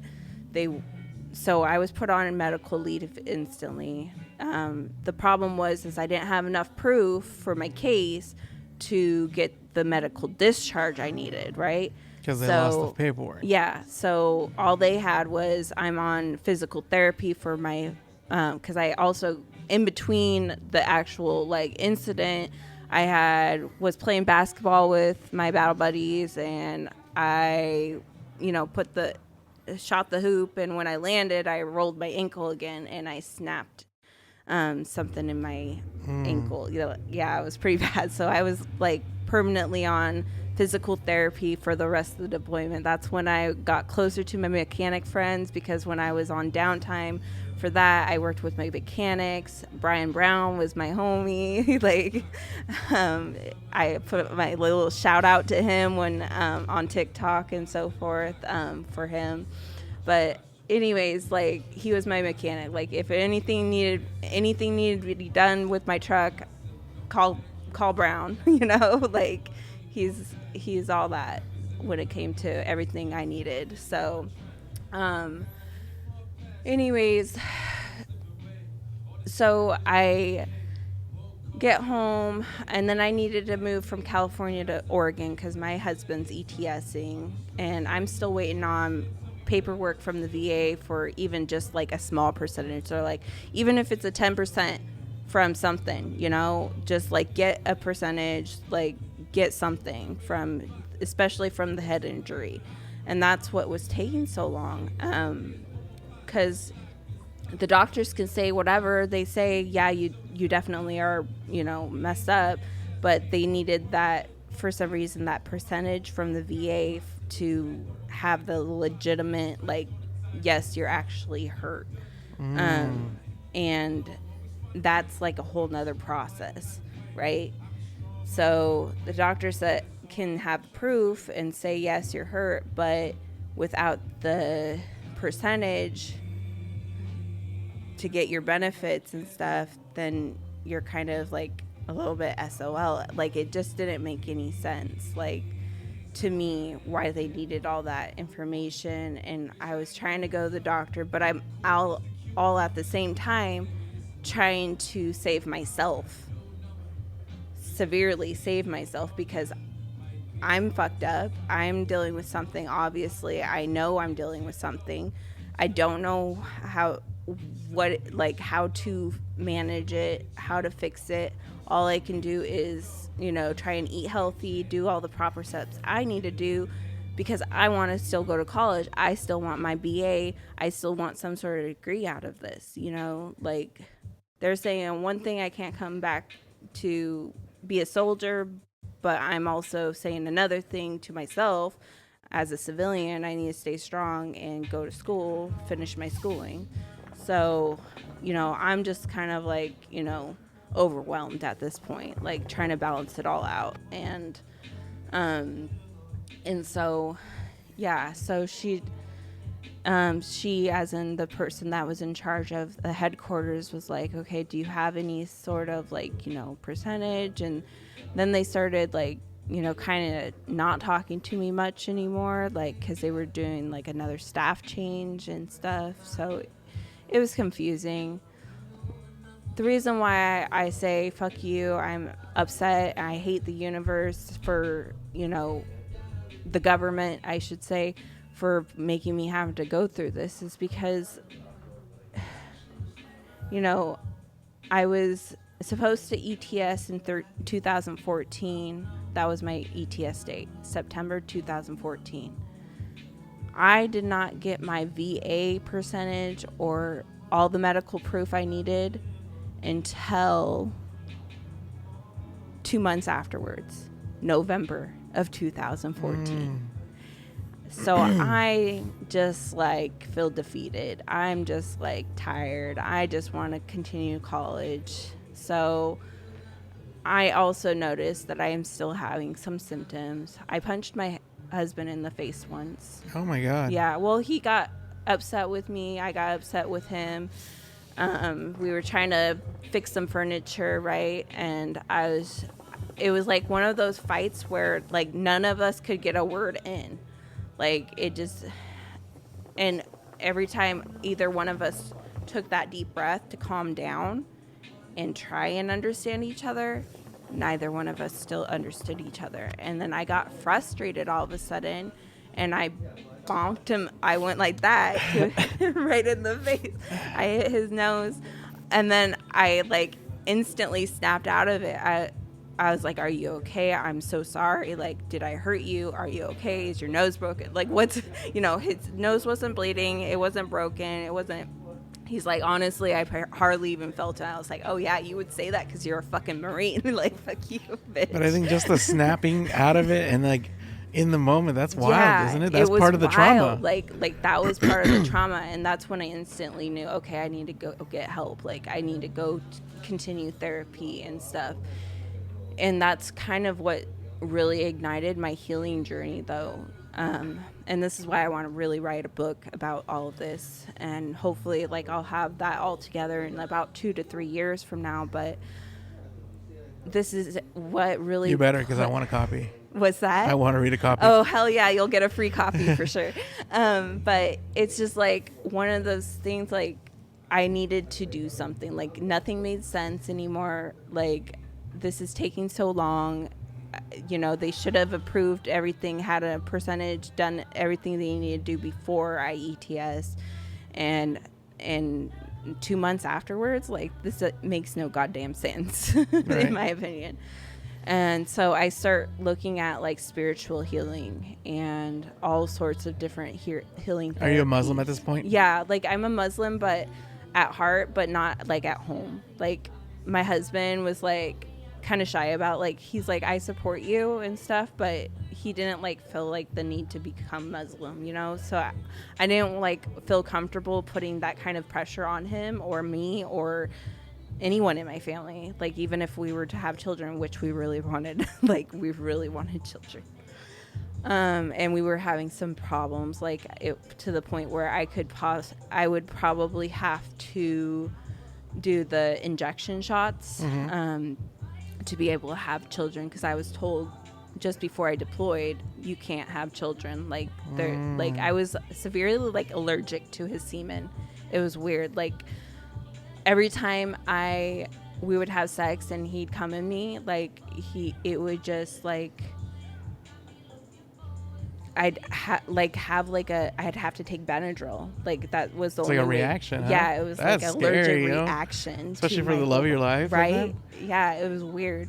So, yeah, having children was not an option. It was, like, kind of scary for both of us. Like, you know, he was also told he had low sperm. He would have to go on, like, testosterone medication and stuff like that. So I felt like I was torturing my husband with, like, these dreams that we both want to have, you know? And I'm sure he felt the same way about me, like, making me have to even think about getting shots, to have to go through all that and everything. Like, so I try to find, like, the most healthy, natural ways of healing, you know, with food and spirituality. And so I said my words as a Muslim and became a Muslim, but I was still, like, you know, kind of, like, in between. Like, I knew in my heart, like, I was both, but, like, I just didn't know, you know, like, what to call myself. Like, what am I really, you know? Who am I really? And so, Especially being in your early 20s like that, all this shit just to happen. Yeah. And so, like, so that was roughly 2014, right? Yeah. You know, we're at 2024 now. In these last 10 years, where do you see yourself? Where are you at right now? Honestly, after like, going through all this, yeah. like, where are you? Like, honestly, like, you should be hiding in a room. Yeah, right. Well, I should be, but, you know, I got myself, like, motivated to go to Linfield College. I really liked it there. I was learning psychology. I had to take religious studies for, like, that's, like, part of your introductory, like, classes. Like, you have to have no choice but to take religious studies, whether you want to or not. So I'd get, like, in these little fun political debates with my professors and stuff.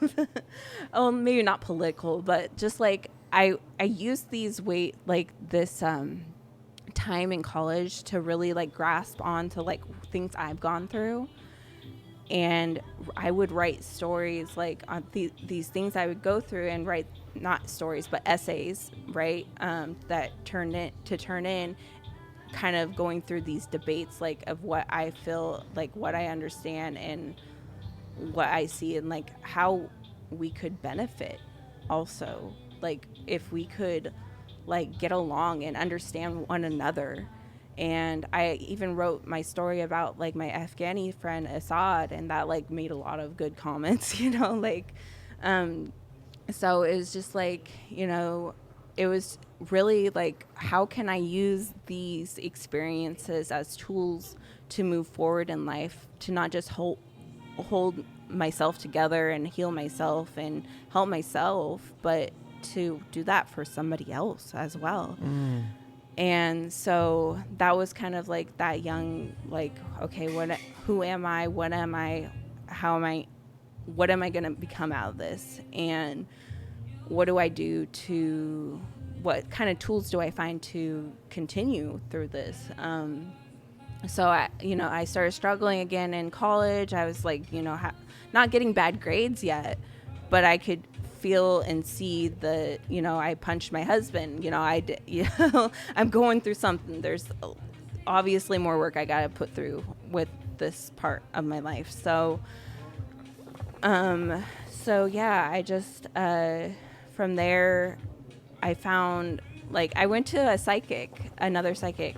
Well, I say another one because right before my deployment out in California, I went to one psychic, and she's like, she basically puts me to the side and says, you fear, like, head injury, basically. Okay, well, shit, it happened. So obviously I probably should go back to a psychic again, right?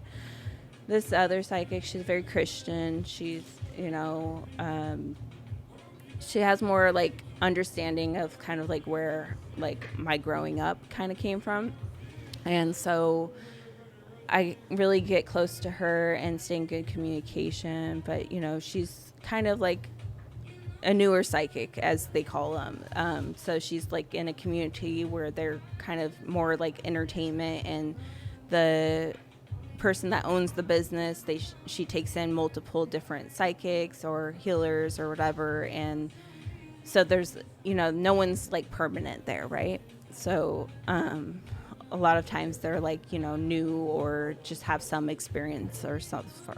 So anyways, she was really into Reiki and would have like events and stuff, and I really like was excited to learn about Reiki. And like, I went to Japan for my my middle school year, and like that was like the best experience of my whole life. So like, Reiki, like, what is this? Yeah, like, hell yeah. I'm so hyped up. I'm so excited. Like, this is cool. Like, this is something I've never heard of. I want to do. Like, this is cool. And like, I already kind of knew about like oracle reading, tarot reading and stuff from when I was really young. Like, I used to do those with friends and stuff like that at a young age. And like, that's probably why like I'm naturally that person people will just come to. Even strangers sometimes just open their book up to me, like, what's going on? And so, yeah, so just, it was weird though, because like, we were getting ready, my husband was getting ready to ETS from the Marines, and I had to start looking for a place for us to live. He didn't want to stay in California. He was very strict about wanting to move back to Oregon, close to family. Good choice. Yeah, and I thought that was a great choice, because that's where you get most of that love, most of that healing from, right? So, anyways, I was trying to get into one of her Reiki events, and I kept like getting pushed to the side. It seemed like I was like, oh, this is weird. Like, why are they not like, am I not the cool kid? Like, is there something worse going on in my life that I should know of? Like, and then finally they say, well, you're going through some changes. The older lady that owns the business, it sounds like you're going through some big changes in your life. You probably should find somebody that is more local. Are you moving? And that's where she kind of starts digging there for information, because I'm starting to feel this way, right? And I'm like, yeah, okay, yeah, you're right. Okay, yeah, I should find somebody out in Oregon, because that's where we're restarting our life in a sense, right? And that's where I'm going to college. That's where everything's going to be from now on. It all makes sense. Yeah. So I find a Reiki master out to where I am. I learn all of the degrees that I need to learn, and I've just been so in love with like healing hands, healing therapy and stuff. But then, as you grow, you hear from other healers, other spiritual advisors, and you realize, okay, now they have opinions of what's good and what's bad, and now I have to get through this as a healer. So it was like, okay, interesting. But when I first opened up to the Reiki and I received that healing and stuff just on myself, not just as like to be a healer, but just to receive the healing, it was like I instantly went through an instant change in everything that I knew, everything I thought, everything I thought I knew. And so things were much more positive in my relationship, my family. I was starting to get through schooling, and then a few months later passed. Because I'm too busy trying to, be something now. I'm going to school. I'm trying to be something. I'm trying to be also a healer now with these Reiki tools, with this mastery degree, and so forth. So I'm not really paying attention. I guess maybe I'm losing my vigilance. I don't know. But something starts to get shaky. Something's out of balance. And so I start looking at other healers and so forth, other psychic readers, other people I can kind of team up with, kind of thing. I'm like, I think this is how we're supposed to do it. Like, we're supposed to be teaming up with each other and bringing some sort of balance to bring some sort of unity. Like, something's obviously going on. Maybe it's not inside me, maybe it's on the outside of me. I don't know. Like, there's something that is causing some sort of disturbance and balance in my life, but let's work together. So as I'm doing that, I start to feel a lot of healing and a lot of therapy, falling into place and stuff like that. So who cares about that? But when it came to the VA anymore, like, who cares? Like, I don't care anymore. Like, it's just money at this point. Like, I just want to heal. I just want to be with my family. Because in between all this, I finally get the announcement in January of 2014, I'm pregnant. I'm fucking pregnant. Like, wow. I cannot have kids, and I'm having a fucking kid. Excuse my language, but I am so excited. I'm so stoked. This is the biggest miracle you could ever bring into my life, God. Like, your energy changed, and now semen is not allergic to you. You're not allergic to it. How funny. Right? It's very interesting. Yeah, okay. It is. So, yeah, it just, like, I don't know. Yeah, it was just like, I don't know. I was just too happy to have, like, some sort of peace. But I guess as you, like, continue growing, you realize even when we get older, we're still healing. Mm-hmm. It doesn't matter what age we start at. It doesn't really matter how old we are, how much wisdom we have. We're still healing. And that's when you realize we are a community no matter what. We are a family no matter what.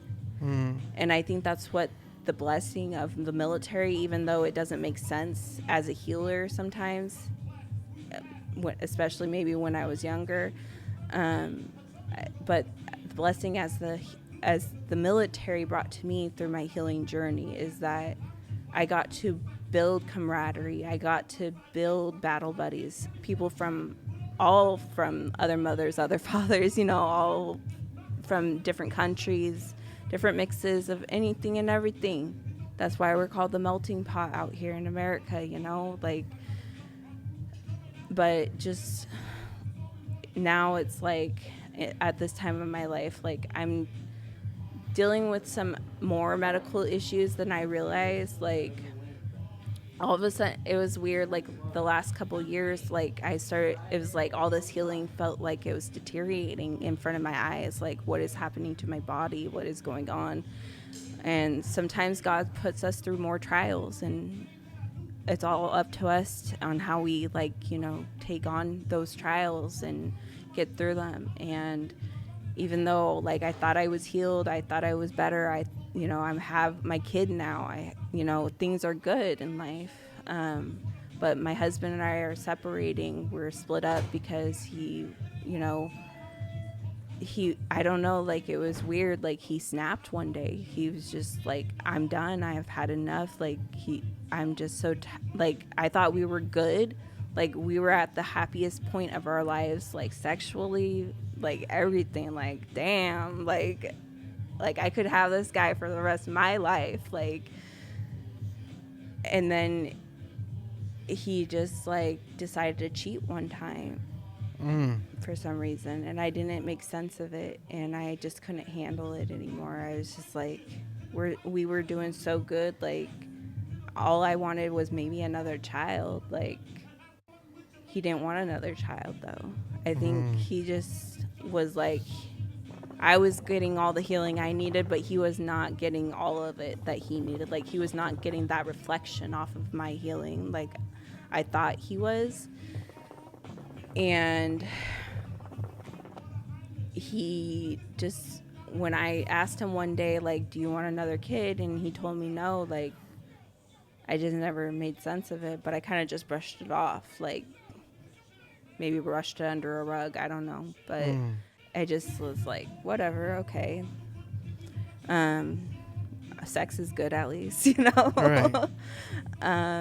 And but there has to be more to that, right? Yeah. You feel like? I don't know. Yeah. What's that? I feel like sex is awesome, but I mean, when you're not vibing with a person, like, yeah, and I don't know, like, all the times I remember all the times I fucked and all the times I vibed, I miss the vibing with somebody. Yeah. You know what I mean? Yeah. And so I reminisce more on the vibing than the pussy. You know what I mean? Yeah. Yeah. I don't know. For sure. Like, yeah, that's kind of like where I was kind of going with it. Why I think I was able to kind of put, brush it under the rug and stuff, because it was like, I wanted to get out and do more things. I still had some injuries I was still healing from.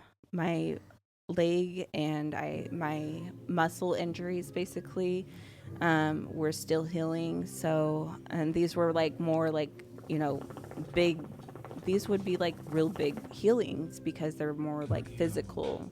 Once you start getting into the muscles, the bones and so forth, then it starts to feel surgical, right? So these are like surgical healings in a sense. And you're asking God to do these for you, right? So, I was like, whatever, I'll just focus on me and focus on my work, and,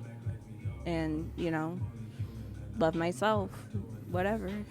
I think that's the kind of ultimately it boils down to. Unfortunately, you can go through all the shit in the world, and I'm realizing that we all need to, like, love ourselves first. And that's really sucks because, whether my traumas and then your traumas are so 180. Yeah. But I think it just boils down to just, like, loving yourself. Isn't that crazy? Yeah, it really is. Yeah, it, like, God makes it so simple for us. And then you receive these healings and you're like, that was so simple. Like, why didn't it make sense before,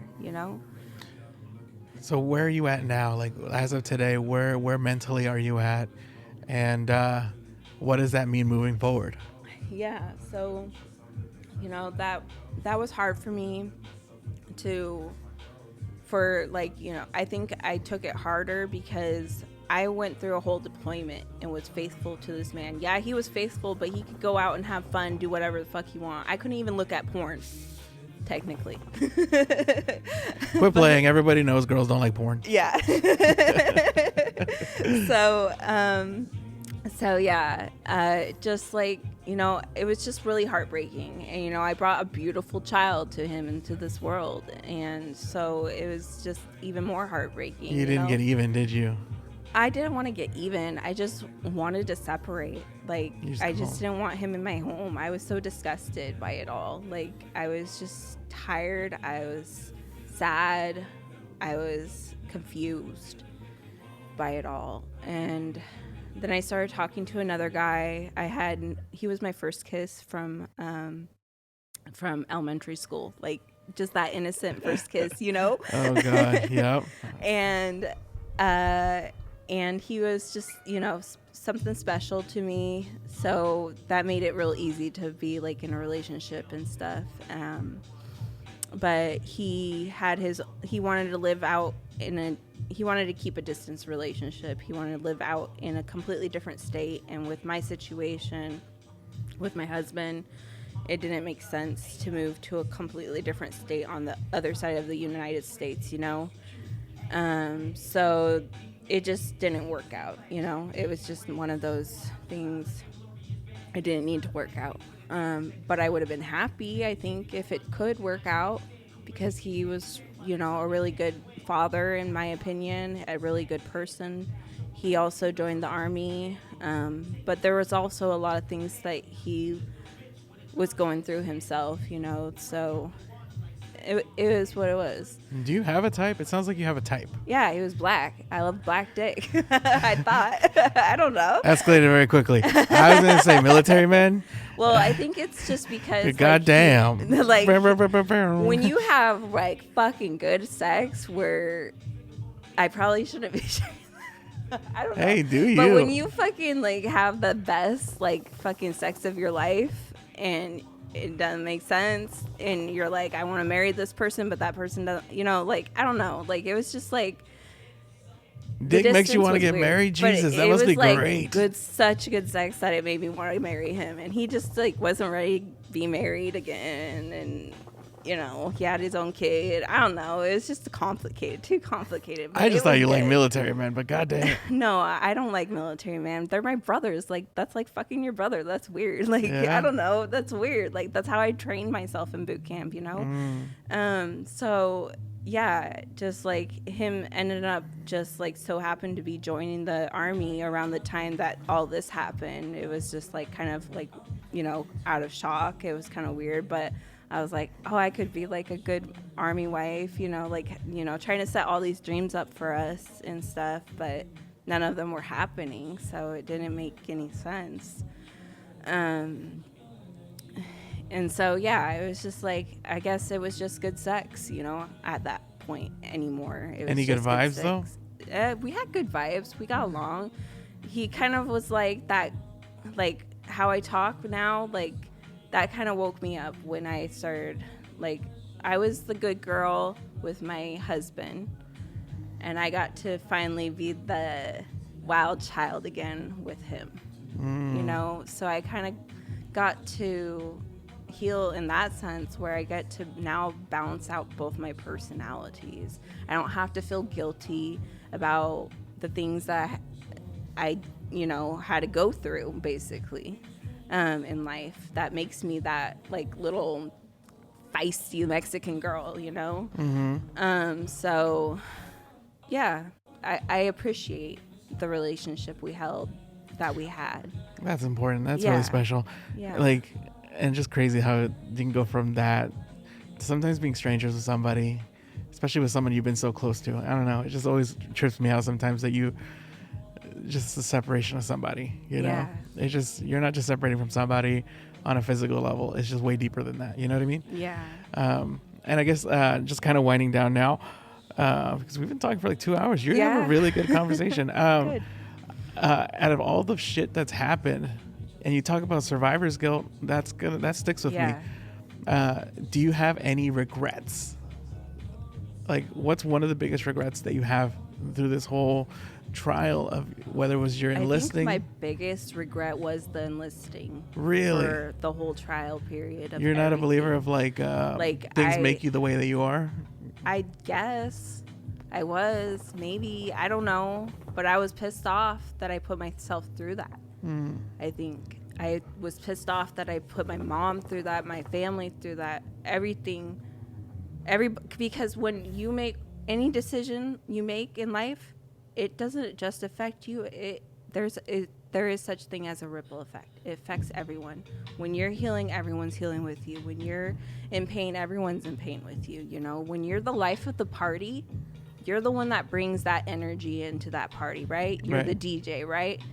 But if you're feeling down, you're upset, you ain't gonna fucking make shit other than sitting on the pot, shitting, right? Right. No, right? I've done that before. I felt shitty once, and I would like, I'm playing shitty music now because I'm pissed. No, I get that. I totally get that.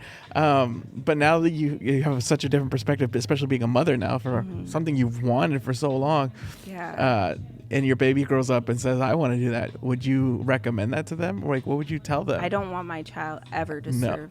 I do not want any of my children, my future children, to serve in America because of the experience I went through, right? But I guess I'm kind of like, I mean, that doesn't mean like, I don't know. I guess there's people that have gone through the military that have served Uncle Sam and have had a very respectful, honoring career. So I guess I can't really say that for every generation, but maybe at least for my child, my close, the closer generations to me. Just because I'm fucking tired of war. But it doesn't mean I believe there won't be a time of peace. There could be. I do believe there could be in 4 to 5 years from now. Maybe 5 to 6. I don't know. But that's just the biggest hope right now still, right? So, It's so rough from your perspective because it's like I just go off of what I see in the news, but you kind of like lived it. You know what I mean? Yeah. And, because I lived it when Biden, like I love my country. I have to still, like, in a sense, probably love the people that serve our country, the presidents, those were the people in charge of us, right? But my heart broke when they pulled out from Afghanistan and all of those people died. All of those people. My heart broke when those protesters went in and raided, was it the White House or the Pentagon? I don't remember. It was right back in 2020. Pentagon, I think. Yeah, Pentagon. So, my heart broke also when the towers fell. But at the same time, it's like we need peace. We need this for not just myself, but like the people need this. Like I really think that's why like all this chaos is happening, because it's like I don't think people naturally want to kill one another. I don't think naturally people want war. I don't think naturally people want to hate, but we're built this way, we're born this way because there's outside fears, there's outside forces we don't understand. There's a Malachi in the Quran, there's a devil in the Bible. We don't understand these things. We don't understand why God loves the devil. But we do understand that we can grow. We do understand that we can be in peace. We just don't understand why when we want peace, we don't feel the peace. Why we feel all inside instead, So, it's just a lot to think about. And that's very well put. I love the way you put this, and I love the way you articulated your story because it's just hard to talk about. I'm sure still. Yeah. But I it's just different to see it from this point of view. I knew you were gonna have a good ass story, but goddamn, mujer, that was crazy. Yeah. And it definitely sucks for I definitely feel for your brothers who you lost in that that explosion.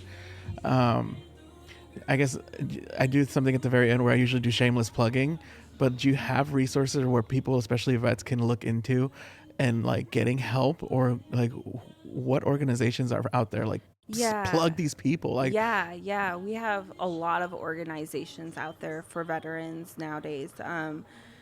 Unfortunately, being in a more liberal state like Oregon, our resources are starting to lack a little bit. This is true. Because our generation, we don't have as many people that want to do the volunteer work, want to do the extra work. Like there's a lot of difficulty. So we still have the resources being out here. It's just we also need more people to help access those resources. So I do work and volunteer at the post, VFW post 611 or 661, excuse me.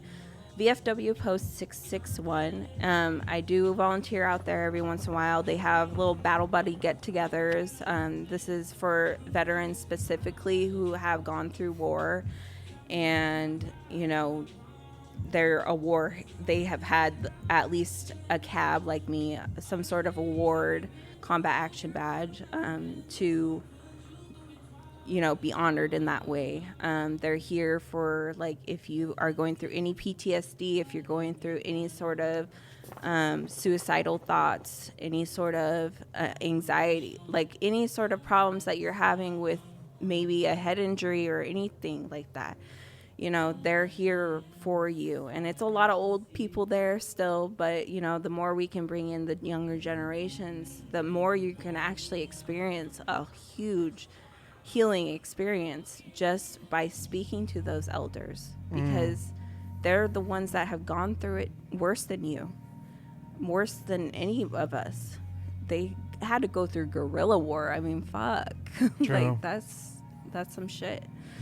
So that's why I really suggest to anyone that is a veteran or knows a veteran to really reinforce, hey, you should go out there and try and become a member. They have free memberships for all the different posts that we have access to as a veteran. So that's very important. And the other post we have is American Legion. I am a member there as well.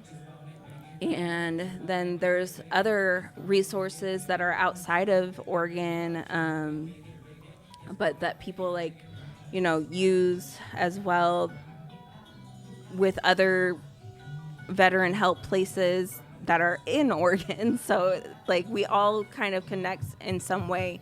So there's Semper Fi Foundation, there's Operation Enduring Freedom, they're a big one. There is the Warriors Project. I'm also a member with them. And what else? There's Easter Seals out here in Salem, Oregon. There's so many other resources. I contain so many from all the things that I've been through. So yeah, I do have a card. Feel free to reach out to me anytime. I'm on Popple, you as well, Louise, and thank you for kind of giving me that idea. Isn't it so dope? Because it's a good way to reach out to people, and it's such a good way to network your cause, know? And so I guess it's super dope to just kind of get more people on to get their cause out and get their voice out. So, I want to thank you for taking the time to, having this conversation with me. This was super eye-opening, and I definitely appreciate your time. Yeah, same. So. And, just last, I wanted to say, for anyone who's listening, please just pay attention to those resources. It's so important. If you see any signs of suicide of a friend, or whether they're a veteran or not, please get them the help they need, because there have been so many things going on in our country that none of us understand sometimes. And I have, seen closely and heard closely of other suicides from, civilians and so forth. And it's just, we need to be a community. We really do need to be a community no matter what. Hell yeah, I agree. I totally agree with that, and especially I don't consider myself a super political show, but with the time being, the elections coming up, I think it's very important. Just one last thing. Yeah. Everyone definitely get out there to vote, especially with the elections coming up. Don't talk shit to me and come up to me with all your views and shit. Because people message me with their views and shit, and they don't vote, and I think that's weird. Yeah. So if you really give a shit, make a difference, go out there, volunteer, post your ballot. I think that's the most important thing that we can do especially this week. So definitely, everyone, thank you for listening to Down the Rabbit Hole podcast. Thank you again for your time, and just political second, go fucking vote. Yeah, fuck yeah, good for you.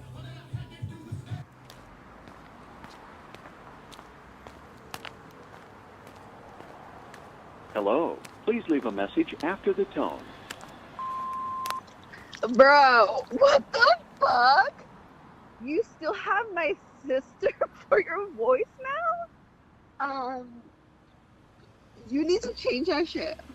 Because when somebody calls you for a job opportunity, they're going to be like, so is it sushi or you're crazy? Bro, this is crazy. Lois, I literally cannot. We can't hang up. The phone. Hey, sweet cakes, it's me. I was just calling to let you know how much I really do miss you, babe. I've been thinking of you all day, and I hope that you're having a great day, because I know how you told me how much your coworkers are annoying. It's okay, babe, because I know you're going to get through it. But I really do hope you have a good day, and I was thinking of making you your favorite pasta. What do you think? But babe, I really miss you. Please give me a call when you get the chance. I love you. You're so cute. You're so cute. Damn, Luis, you just keep giving me challenge after challenge, and you know I'm down. But I'm interested in all the cochinadas que quieres hacerme. I'm like curious about it. What can it be? Well, let's just find out, I guess. All right, I'll talk to you soon.